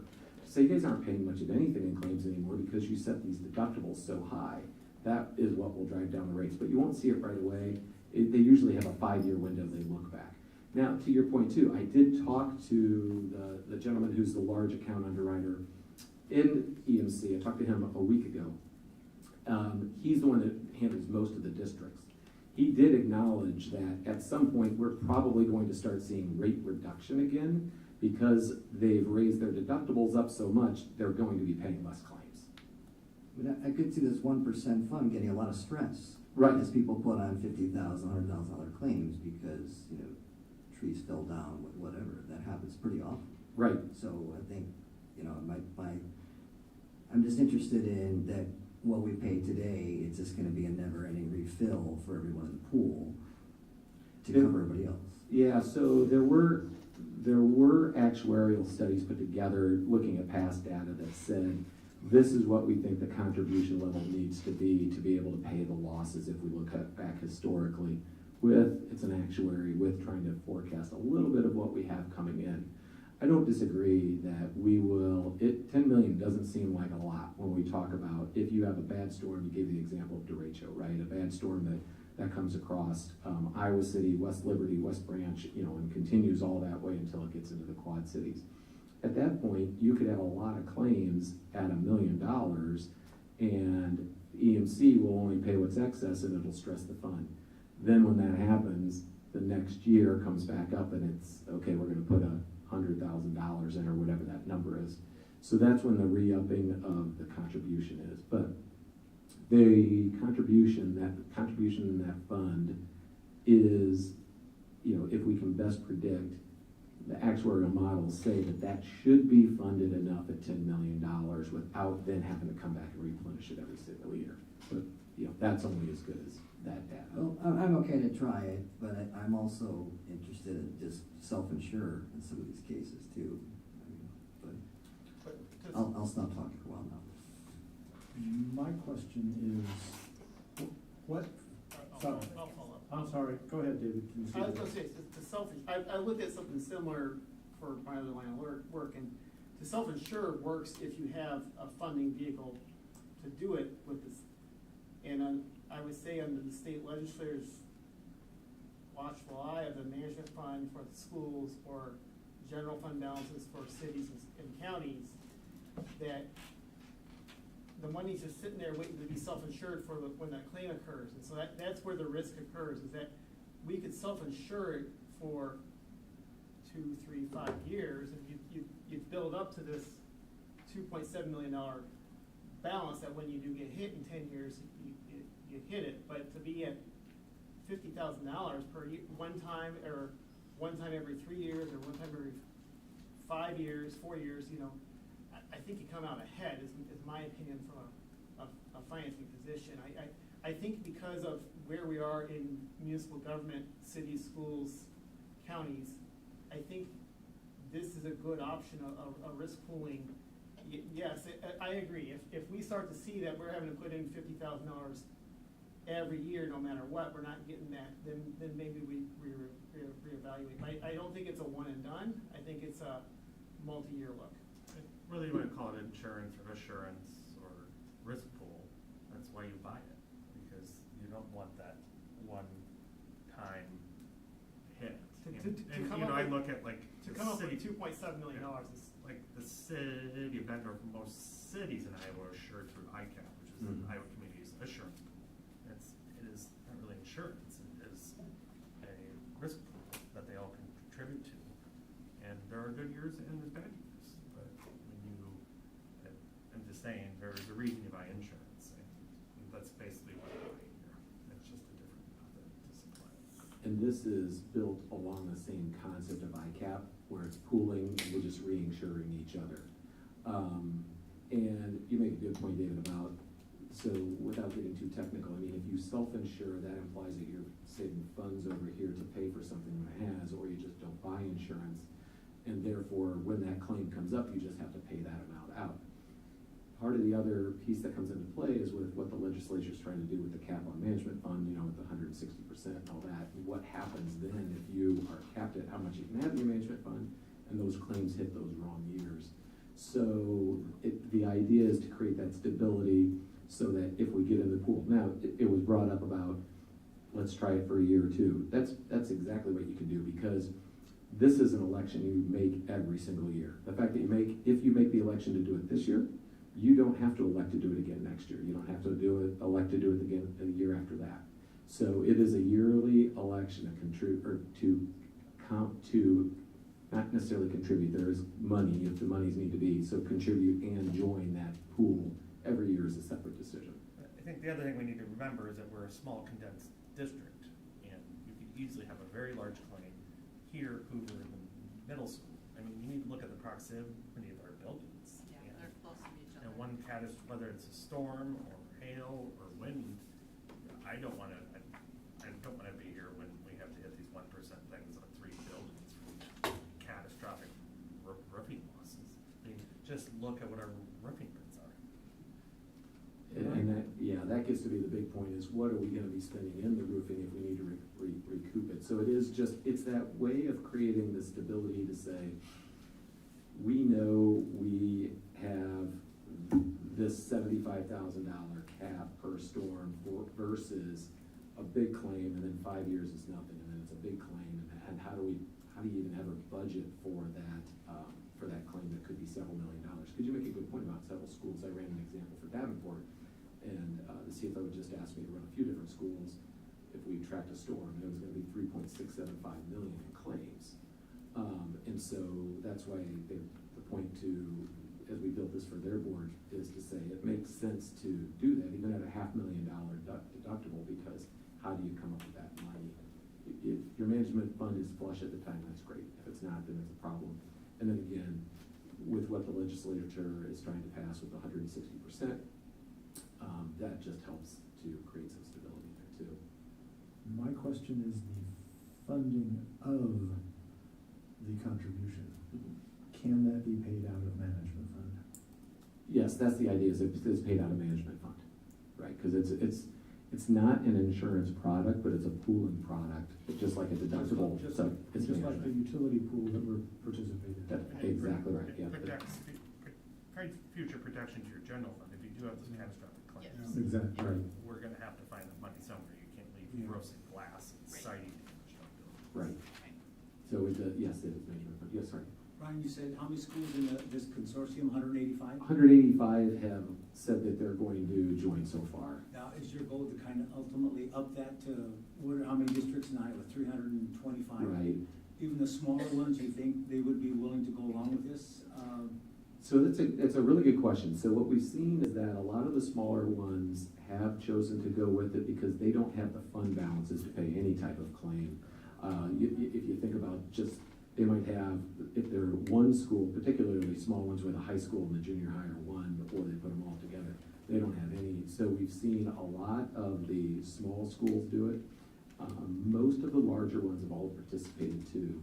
So I would say there's not any hard rule about this is the grouping that is doing it, this is the grouping that's not. But I also envision, I don't know whether this is going to be true or not, but we've seen 185 committed. The decision doesn't have to be made until the 27th of June this year, so we still have other board meetings yet to go to have this presented and approved upon. So I wonder if at some point they'll go, and I also wonder if they say no, and then they get hit by a storm next year and say that I don't like that, so we're gonna contribute now. Thank you. You're welcome. All right, if there's no other discussion, we'll have a roll call.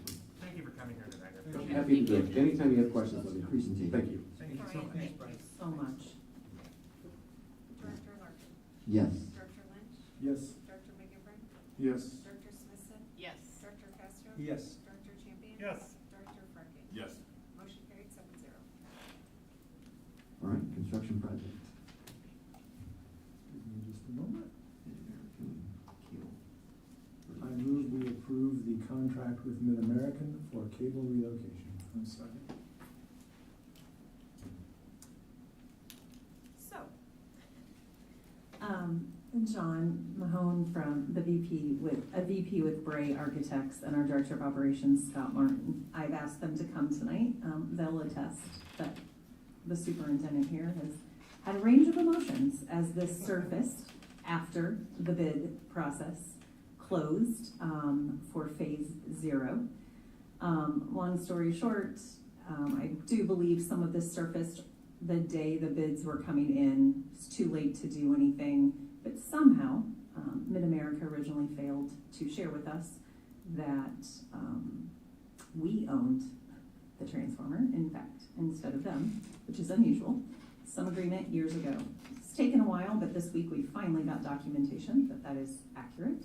And so I've asked them, and the price they originally quoted to where we got down to, might have had a few adult-sized temper tantrums, because it was not acceptable, has come down significantly. It still is a pretty significant change to the project, but obviously we can't move forward. So I've asked both of them tonight to come give a little bit of historical background to this, the process, where we've been, where we are, and so thank you both for being here tonight to speak to this. Good evening. Good evening. So we're all aware of the middle school project, and where the building is going interferes with the primary feed coming from the street and also the transformers that are already on site. So we have to move the transformers and run a new primary feed. And I've been in school construction 23 years. John's been in school construction 35 years. We've never seen a customer own a primary line. That's the cable that goes underground from the street out to your first transformer. So it was highly unexpected. Dr. Morris would tell you that. And for everybody, and we did. We've been asking them for a month for this document, and we finally got it this week. And thanks to Mr. Mann, he was able to get that and provide that to us for proof that we owned it. In 1992, the district decided that we wanted to own the primary service. And I wouldn't recommend that in the future. Sure, it seemed like a good idea. It's never have I seen that in 2 states, 4 districts. I've never seen that. So we own it, and it's going to cost us, $54,000 to run that new primary service. But Mid-American's being really nice, and they're not charging us the $5,000 to move the transformer. So, because it's not going to make any revenue for the first few years, so they just threw it in. Say, okay, we'll cover the $5,000 for the transformer. So when you do projects like this, the cost to set and energize the transformer, not only do you pay a bill every month to Mid-American, but they make you pay for the privilege of them firing it up for you. You are always going to get a charge for that. What happens is when we discover that the district owns the primary feed, so that's from 18th Street around the gymnasium to the back of the building, now somebody has to pay to relocate. My understanding is that the Iowa Utility Board says that when, in most projects, Mid-American provides that as part of their service, the feed up to the transformer when they own it. And when we planned this out, they didn't, show proof that the district owned this. So it was always on both the Mid-American engineering side and then the project team engineering side. It was always the understanding that that was gonna be a cost borne of the utility company. So, as Dr. Morris said, you know, around bid day, we get a little red flag that says, oh, by the way. And so we immediately asked the electrical contractor, what would it cost to provide that service? It's more than double the number you're talking about with Mid-American.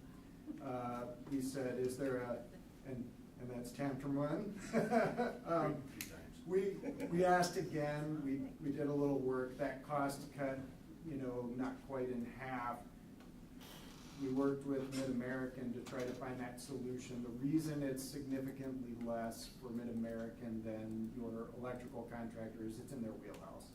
They deal with major wires, major service, and pull those feeds. They have the equipment to run that. The electrical contractor is a very reputable company, but primary feeds are not their wheelhouse.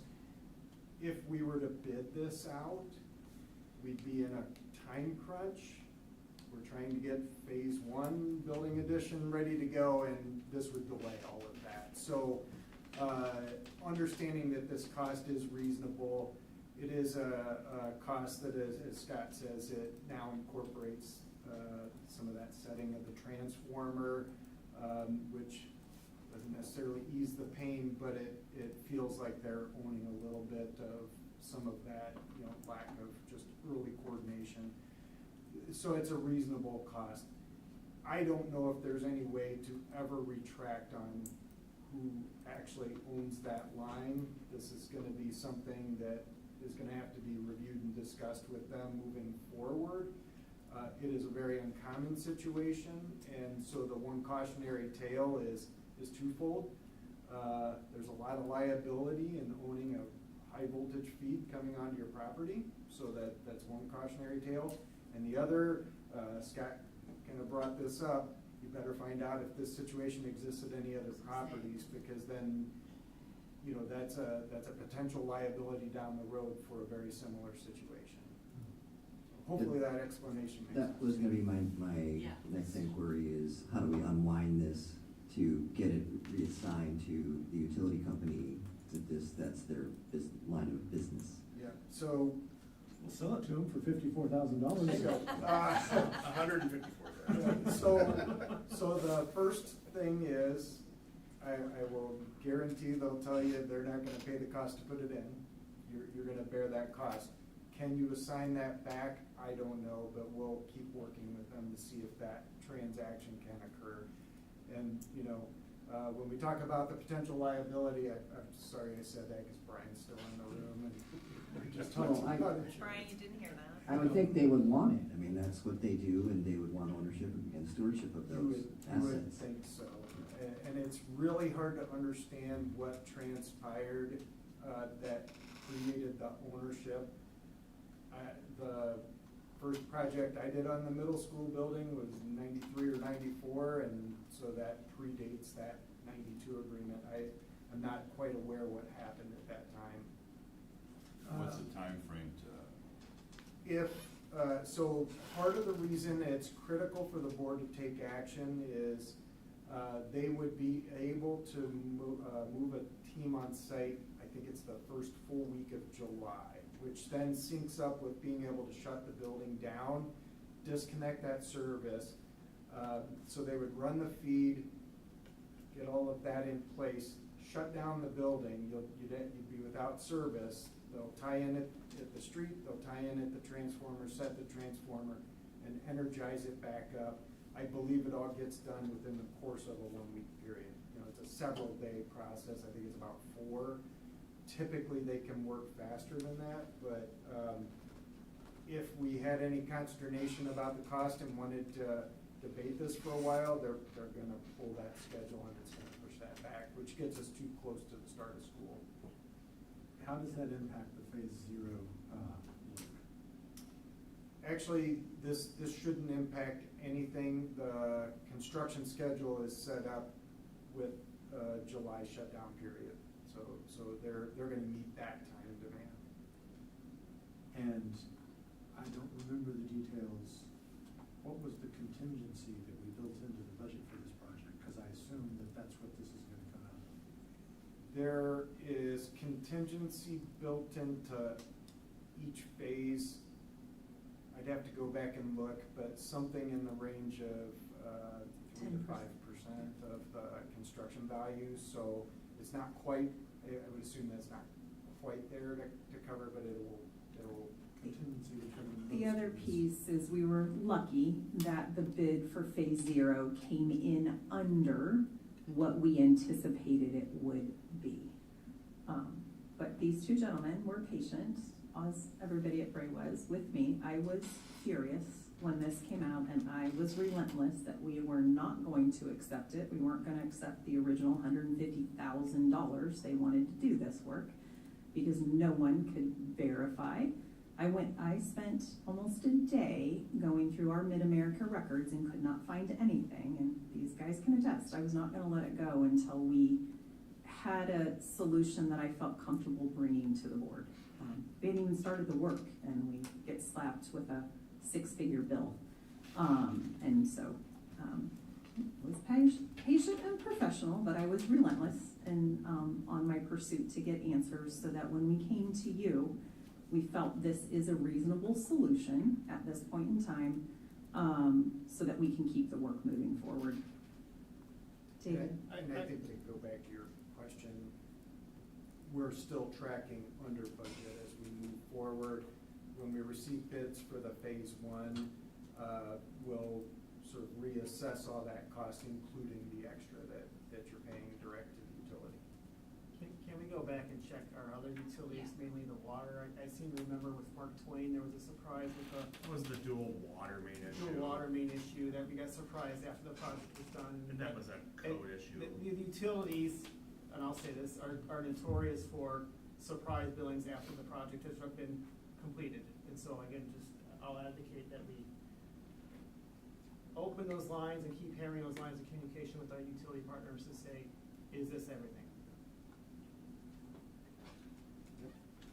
Do we know where the gas line is? Just one quick question, just so Good that American. with the setting of So you know. the setting of the transformer, they know exactly where they're gonna put it because construction has begun. They know exactly where it's gonna be set, so it doesn't have to be reset as the construction continues. Yes, so there was 2 sort of ubiquitous little sketches in your board packet. Those are the way the power company diagrams the path, but it shows where that transformer sits. In general, where the phase 1 addition is, it just pushes east of that. So we've moved it towards the storm detention pond that's east of all of that. I'm not even sure this question is for you, but if they're going to be working on it the first week in July, well, yeah, so I know that we have construction out there. I know we'll want to work with the city City's because already aware of it. they're aware of it. Okay. I just want to make sure that that's not gonna, yeah, It's been dealt with because, already. okay. I figured that it was, but thought I'd bring it up. Nope, thank you. The fences are down right now because of the ongoing excavation. Yep. They'll put those back up Okay. before that time.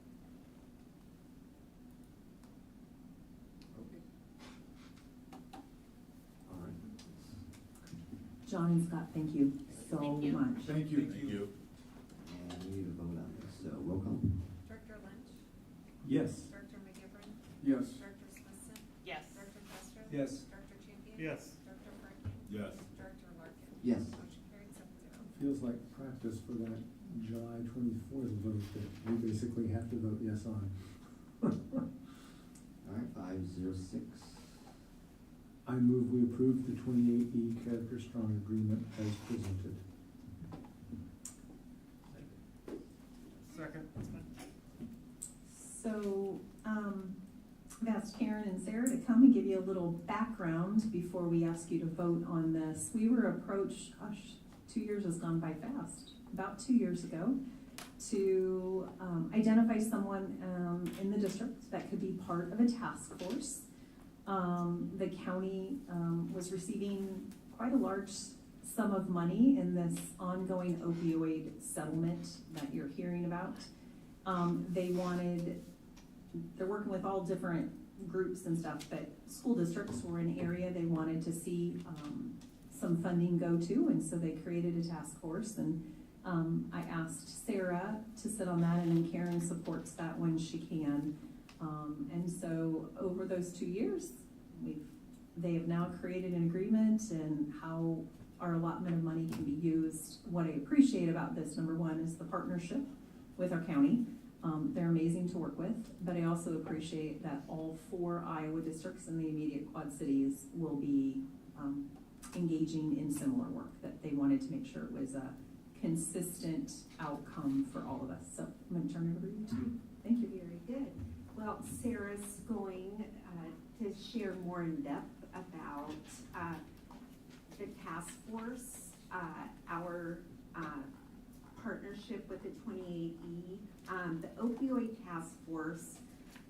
2 of the main areas were intervention for people that were addicted to opioids, and another one was how do we get ahead of this in Scott County?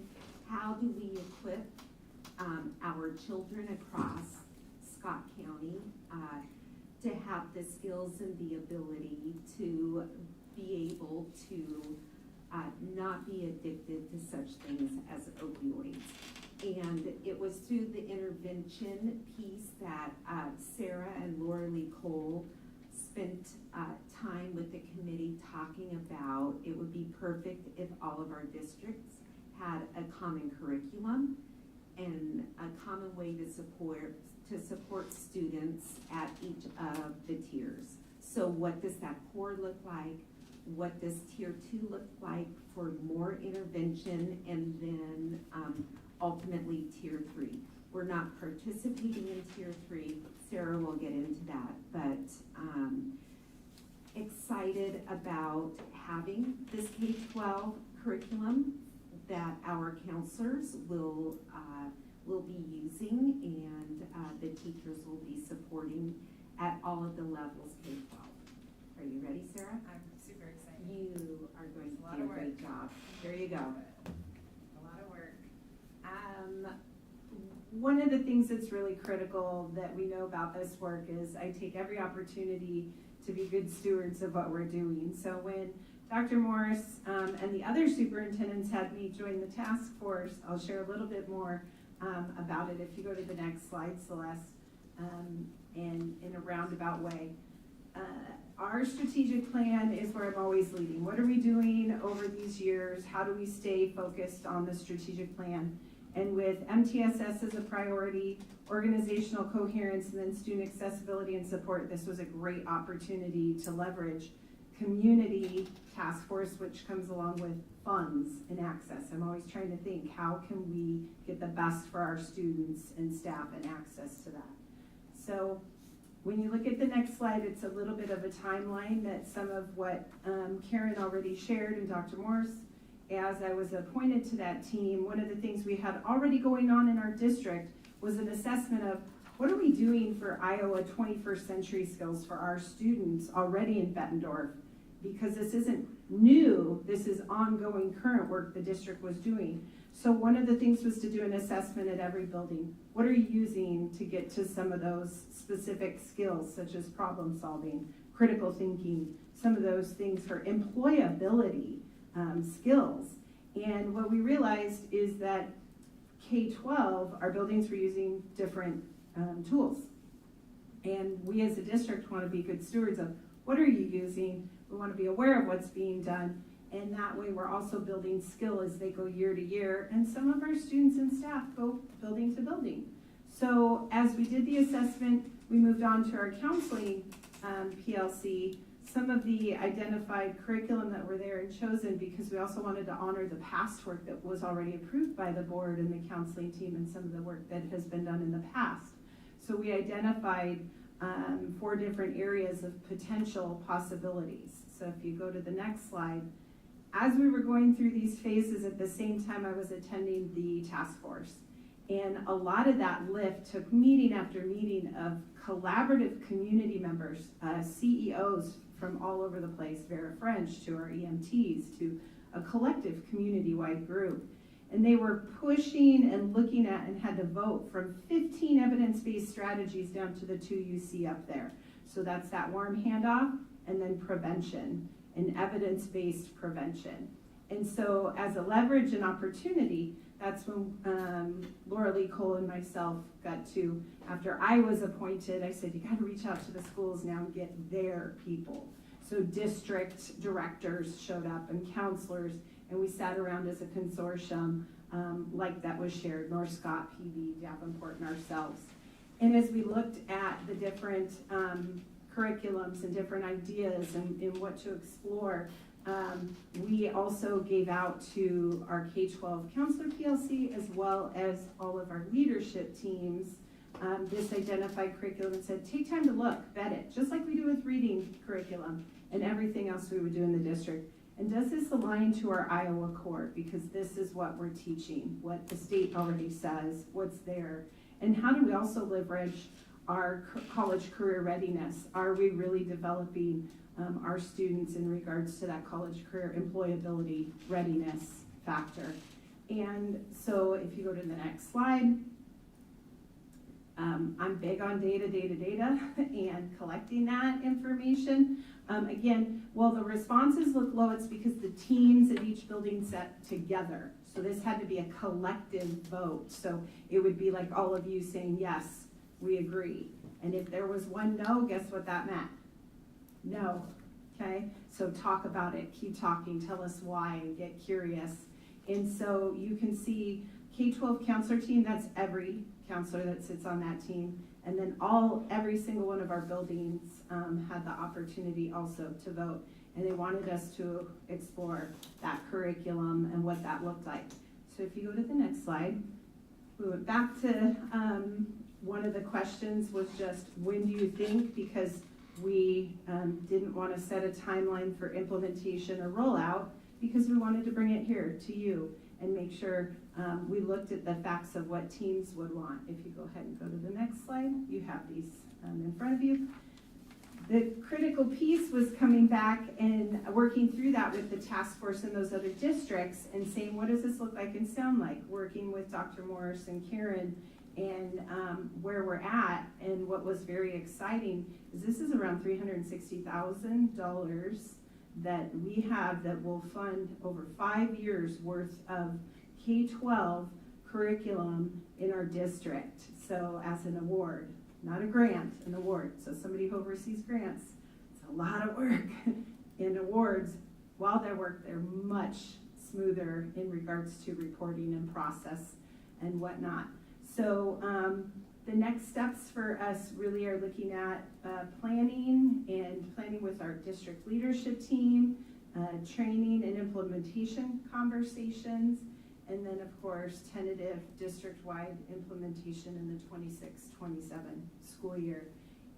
Thinking through that strategic plan lens, it was very exciting to be able to leverage this as this is more support for our college career, ICAP, all the things coming down the lane, because making sure our students are successful, self-aware, problem solvers, it helps support the work that we're also doing along that lens. So just wanted to share that. I think that's the last slide in regards to next steps. Sarah, I have a question. Sorry. I have a question. So I just want to make sure that I understand this correctly. So all 4 districts will be using Character Strong?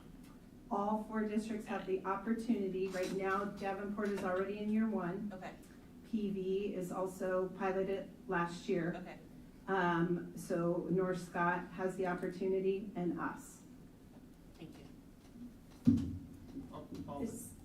Real quick, this also includes that funding, not only includes the curriculum, but professional development. So Sarah and Karen came back, were a bit bothered that that wasn't included when the boss said, we don't have money to pay for professional development, because that's really where the cost is, right? It's the cost to bring trainers and it's the cost to get staff out of buildings.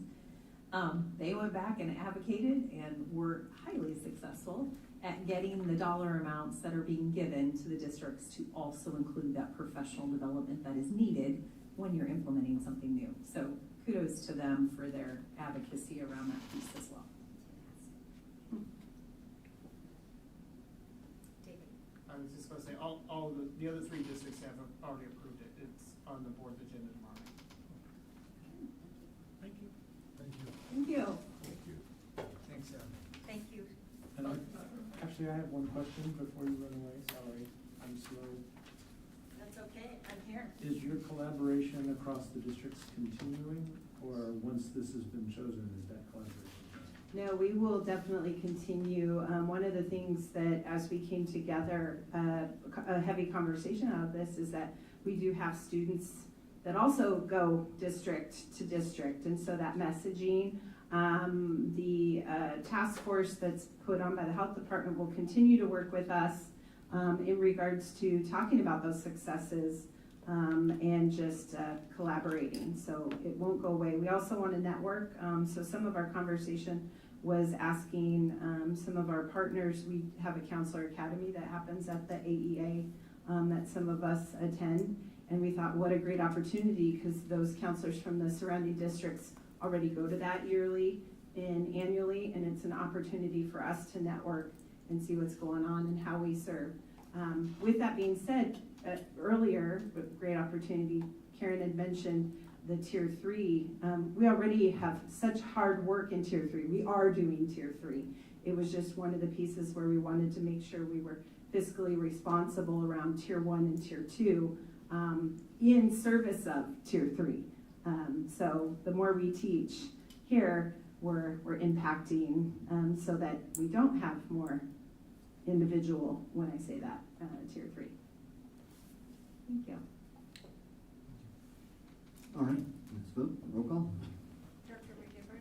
Yes? Director Smithson? Yes. Director Castro? Yes. Director Champion? Yes. Director Frankie? Yes. Director Larkin? Yes. Director Lynch? Yes. Motion carried 7-0. Motion on 507. I move we approve the policies listed in 5.07 as presented. Roll call. Second? Oh, done. My brain just. Well, you were right. We No, knew was that. I? I'm getting. You're right. Oh, you were right. I got Killing me it. with the seconds tonight, Patrick. I'm beginning to think I'm hallucinating at this point. Okay, So. so you have the second, and now we'll do a vote. Director Smithson?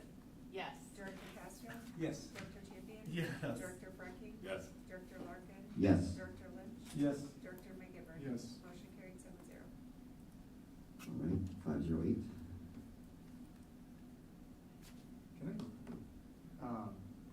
Can I make one comment before because we gotta make a motion on this, right? So we need a motion and a second before you comment. Oh, okay, all right, that's fine. I will make a Yeah. motion, sorry, Brian. No, go ahead. I'll make a I'll motion, second. I was just trying to progress your conversation for you. Yep. I'll make a motion for 5.08, approve the policies listed as presented. I'll second.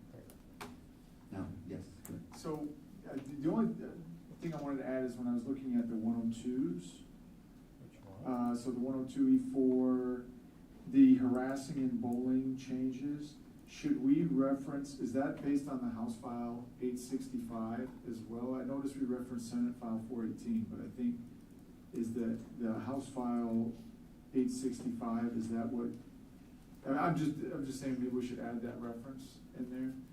Or is it all done under the Senate File 418? Is that all covered under that? My understanding it's all covered under Senate File 418. Okay, that's my only comment. I wasn't sure on that or wasn't clear on that, so. That's fine. There was no change to the policies or anything like that. I just didn't know if we needed to include that reference. Okay, vote please. Director Castro? Yes. Director Champion? Yes. Director Frankie? Yes. Director Larkin? Yes. Director Lynch? No. Director McGivern? Yes. Director Smithson? No. Motion carried 5-2. All right, 509, this is just a read, discussion only. Any discussion on first read of policies? All right, having heard none, we'll transition to 510, which also discussion only. All right, 511, do we have a motion? I move we approve the balance transfers and inactivations of old accounts as presented. I'll second it. Okay. So this will be the start of a process.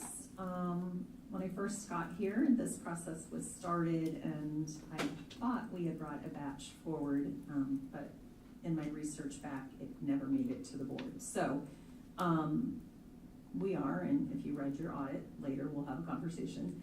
One of the recommendations out of the audit is this needs to be done on a regular basis. Given some of the transitions we've had in this division, when you look at the things that need to be done, unfortunately, it's taken us a minute to get here, but we're gonna start going through those activity funds.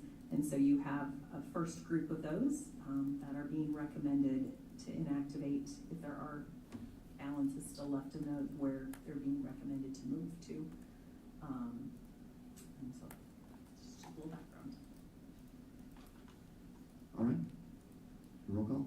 Director Champion? Yes. Director Furky? Yes. Director Larkin? Yes. Director Lynch? Yes. Director McGivern? Yes. Director Smithson? Yes. Director Castro? Yes. Motion carried 7-0.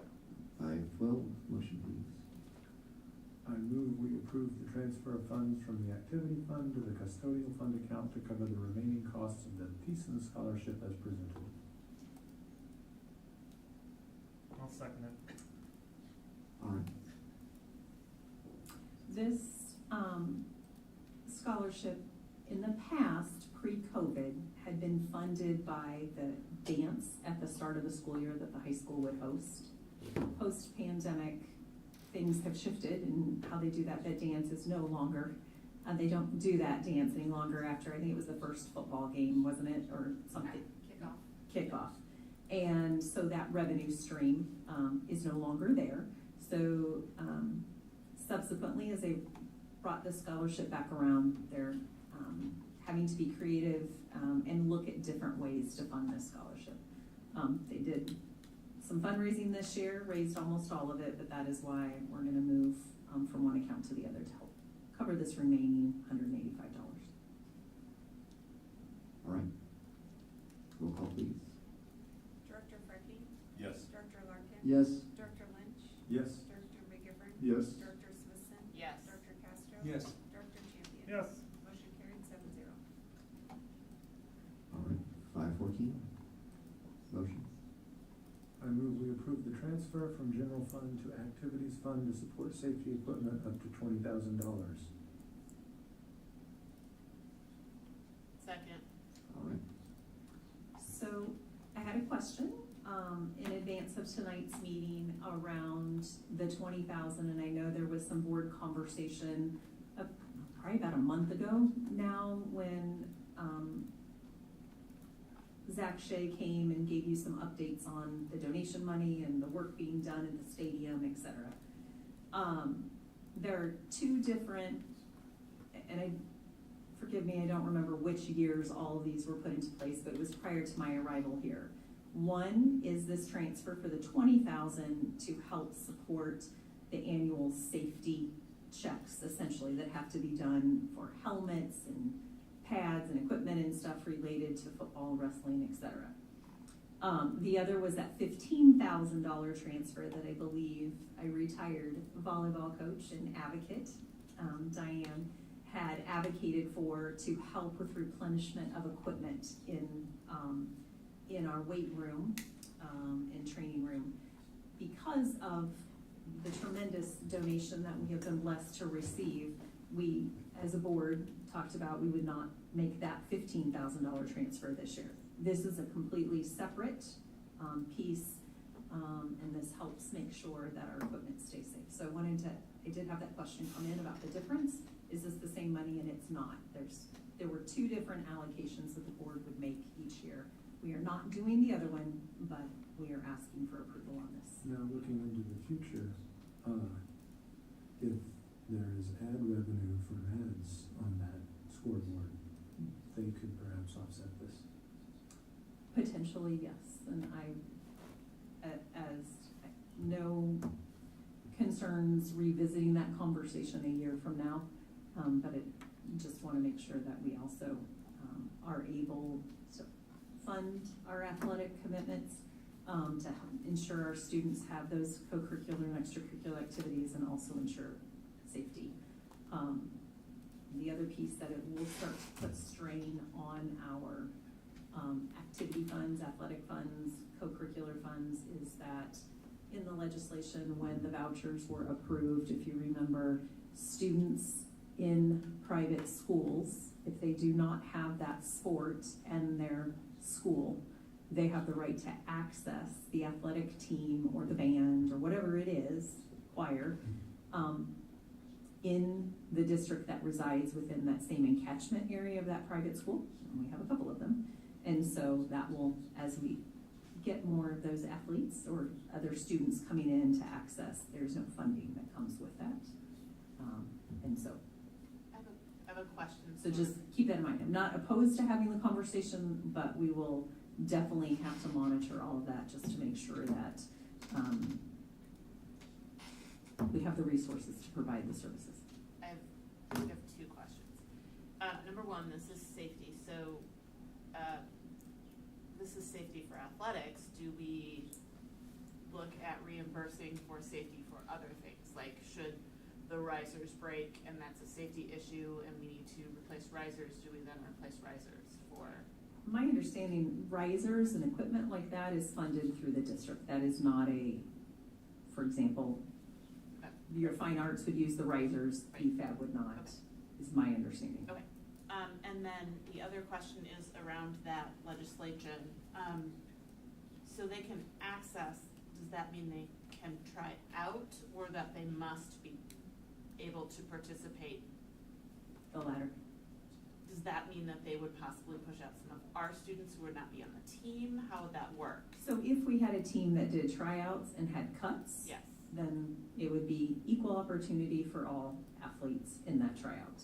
I'm not aware of too many of our teams setting caps and cutting.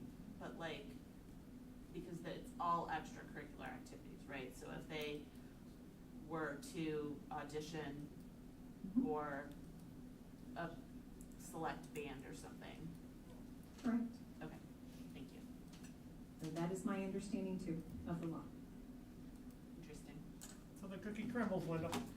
Yep. Now, just one last thing on that.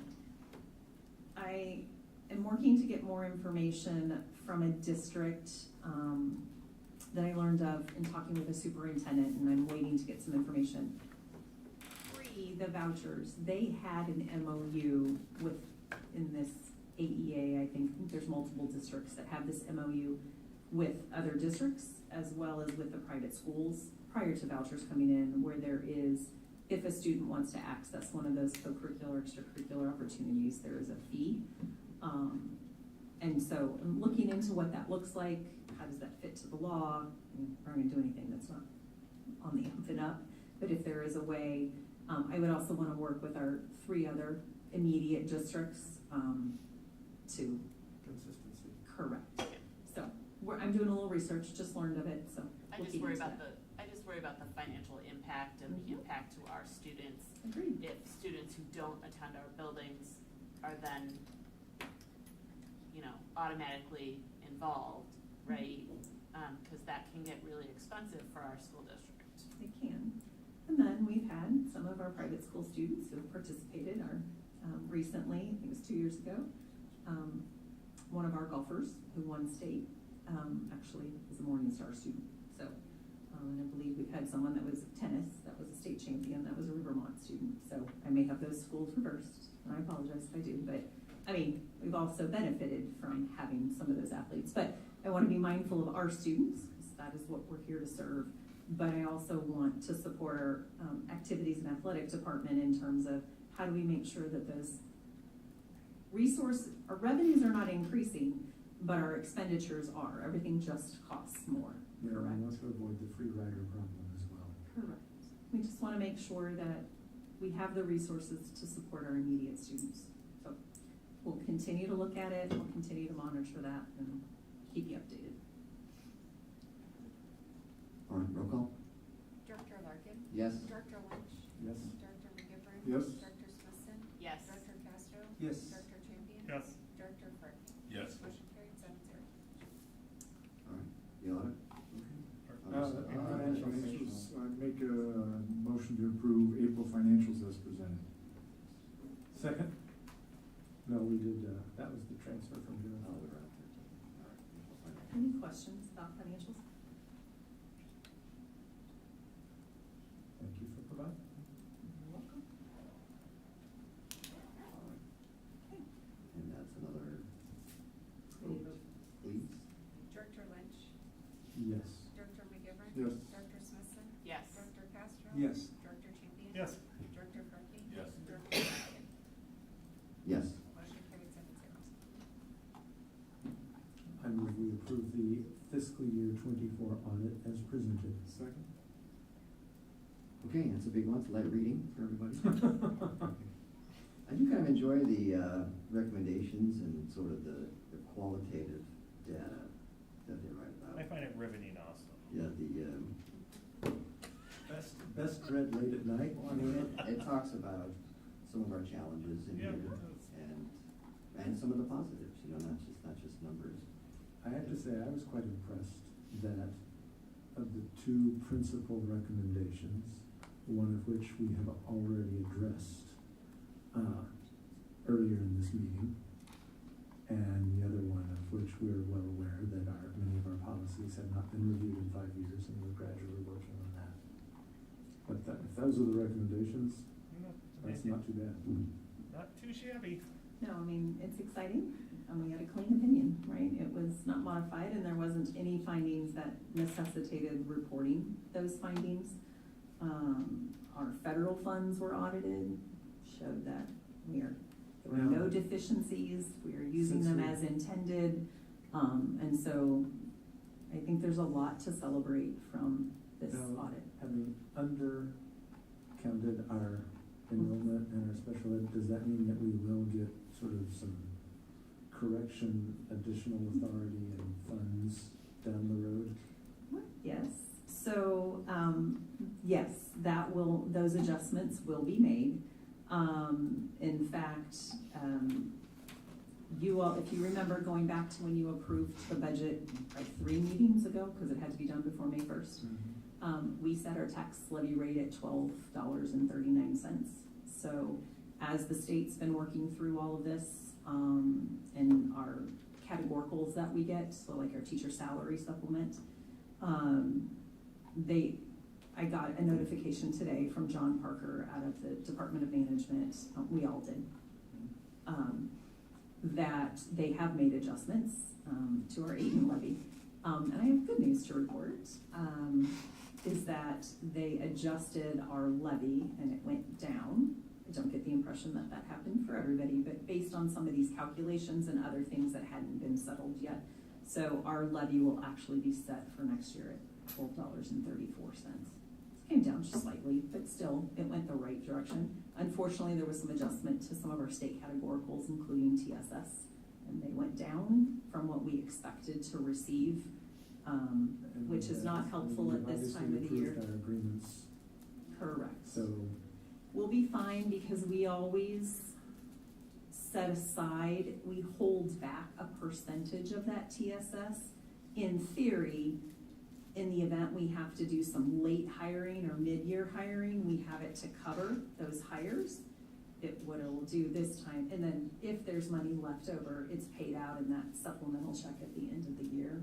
I don't know if that was in existence when you were still teaching, Paul, but yeah. It just could affect that ending year, that little check they receive at the end of the year next year, not this current year. So we're working through it, all those changes are. So. Yeah. Any other questions about the audit? And just on that note, I and the finance team actually had our kickoff meeting with our new auditors yesterday. They'll actually be in the district mid-July to start the process.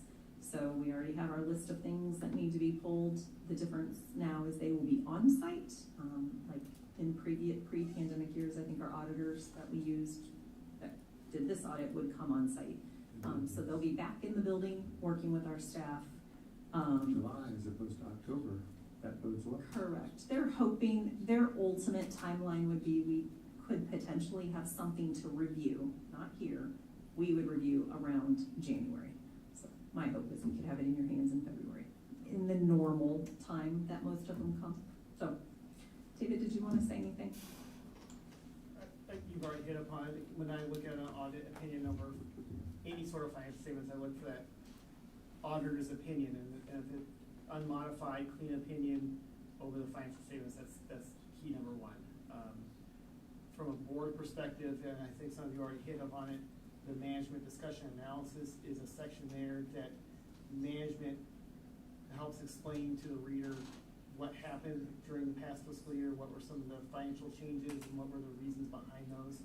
That's always a key section to read. And then my third point here, and I already heard it just from the past 5 minutes, is we continue to get about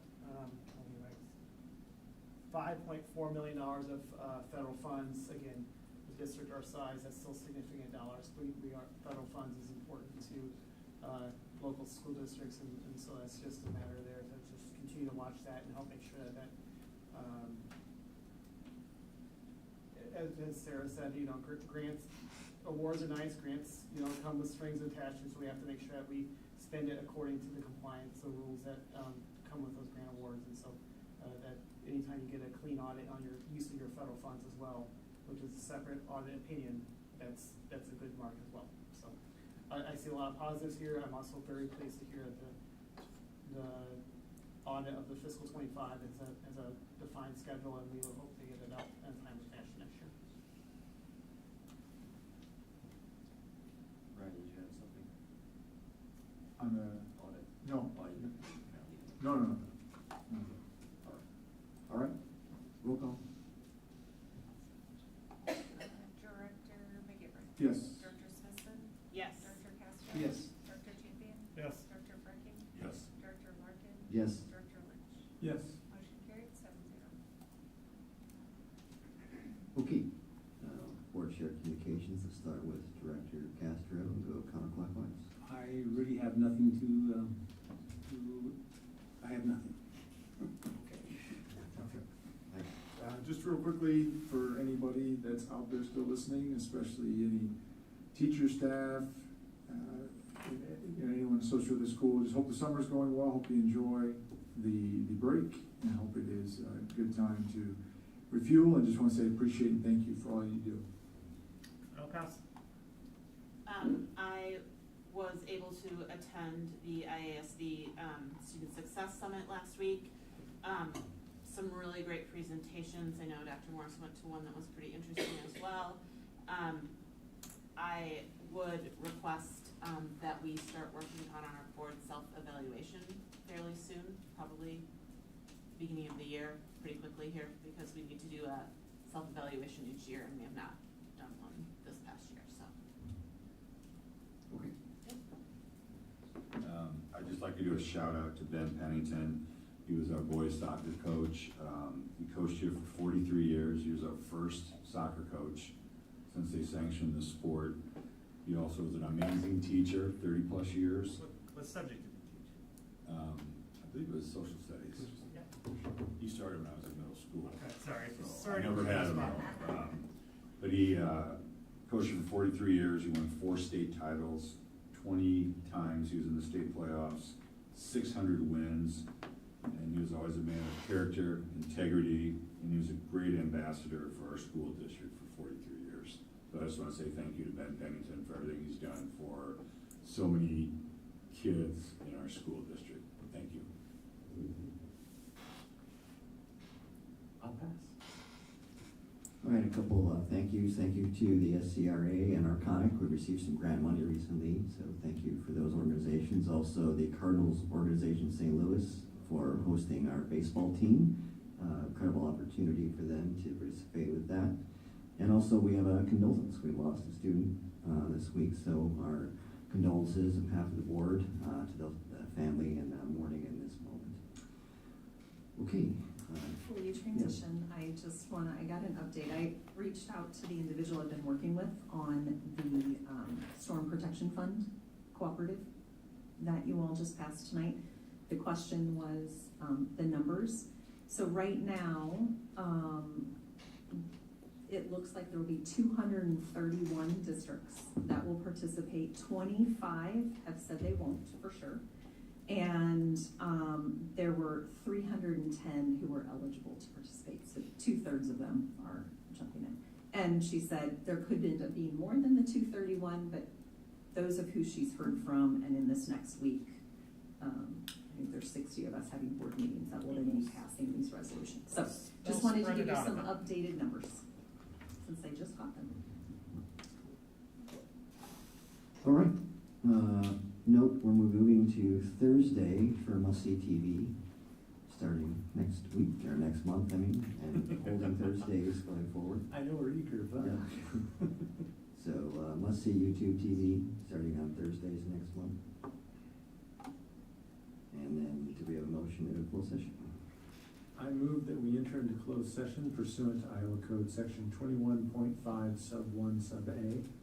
The board will meet in closed session to review or discuss records that are required or authorized by state or federal law to be kept confidential, or to be kept confidential as a condition for that governmental body's possession or continued receipt of federal funds. And Iowa Code 21.5 Sub 1 Sub I, to meet in closed session to review or evaluate the professional competency of an individual whose appointment, hiring, performance, or discharge is being considered when necessary to prevent needless and irreparable injury to that individual's reputation, and that individual requests a closed session. I'll second it. Okay, roll call? Director Smithson. Yes. Director Castro. Yes. Director Champion. Yes. Director Frankie. Yes. Director Larkin. Yes.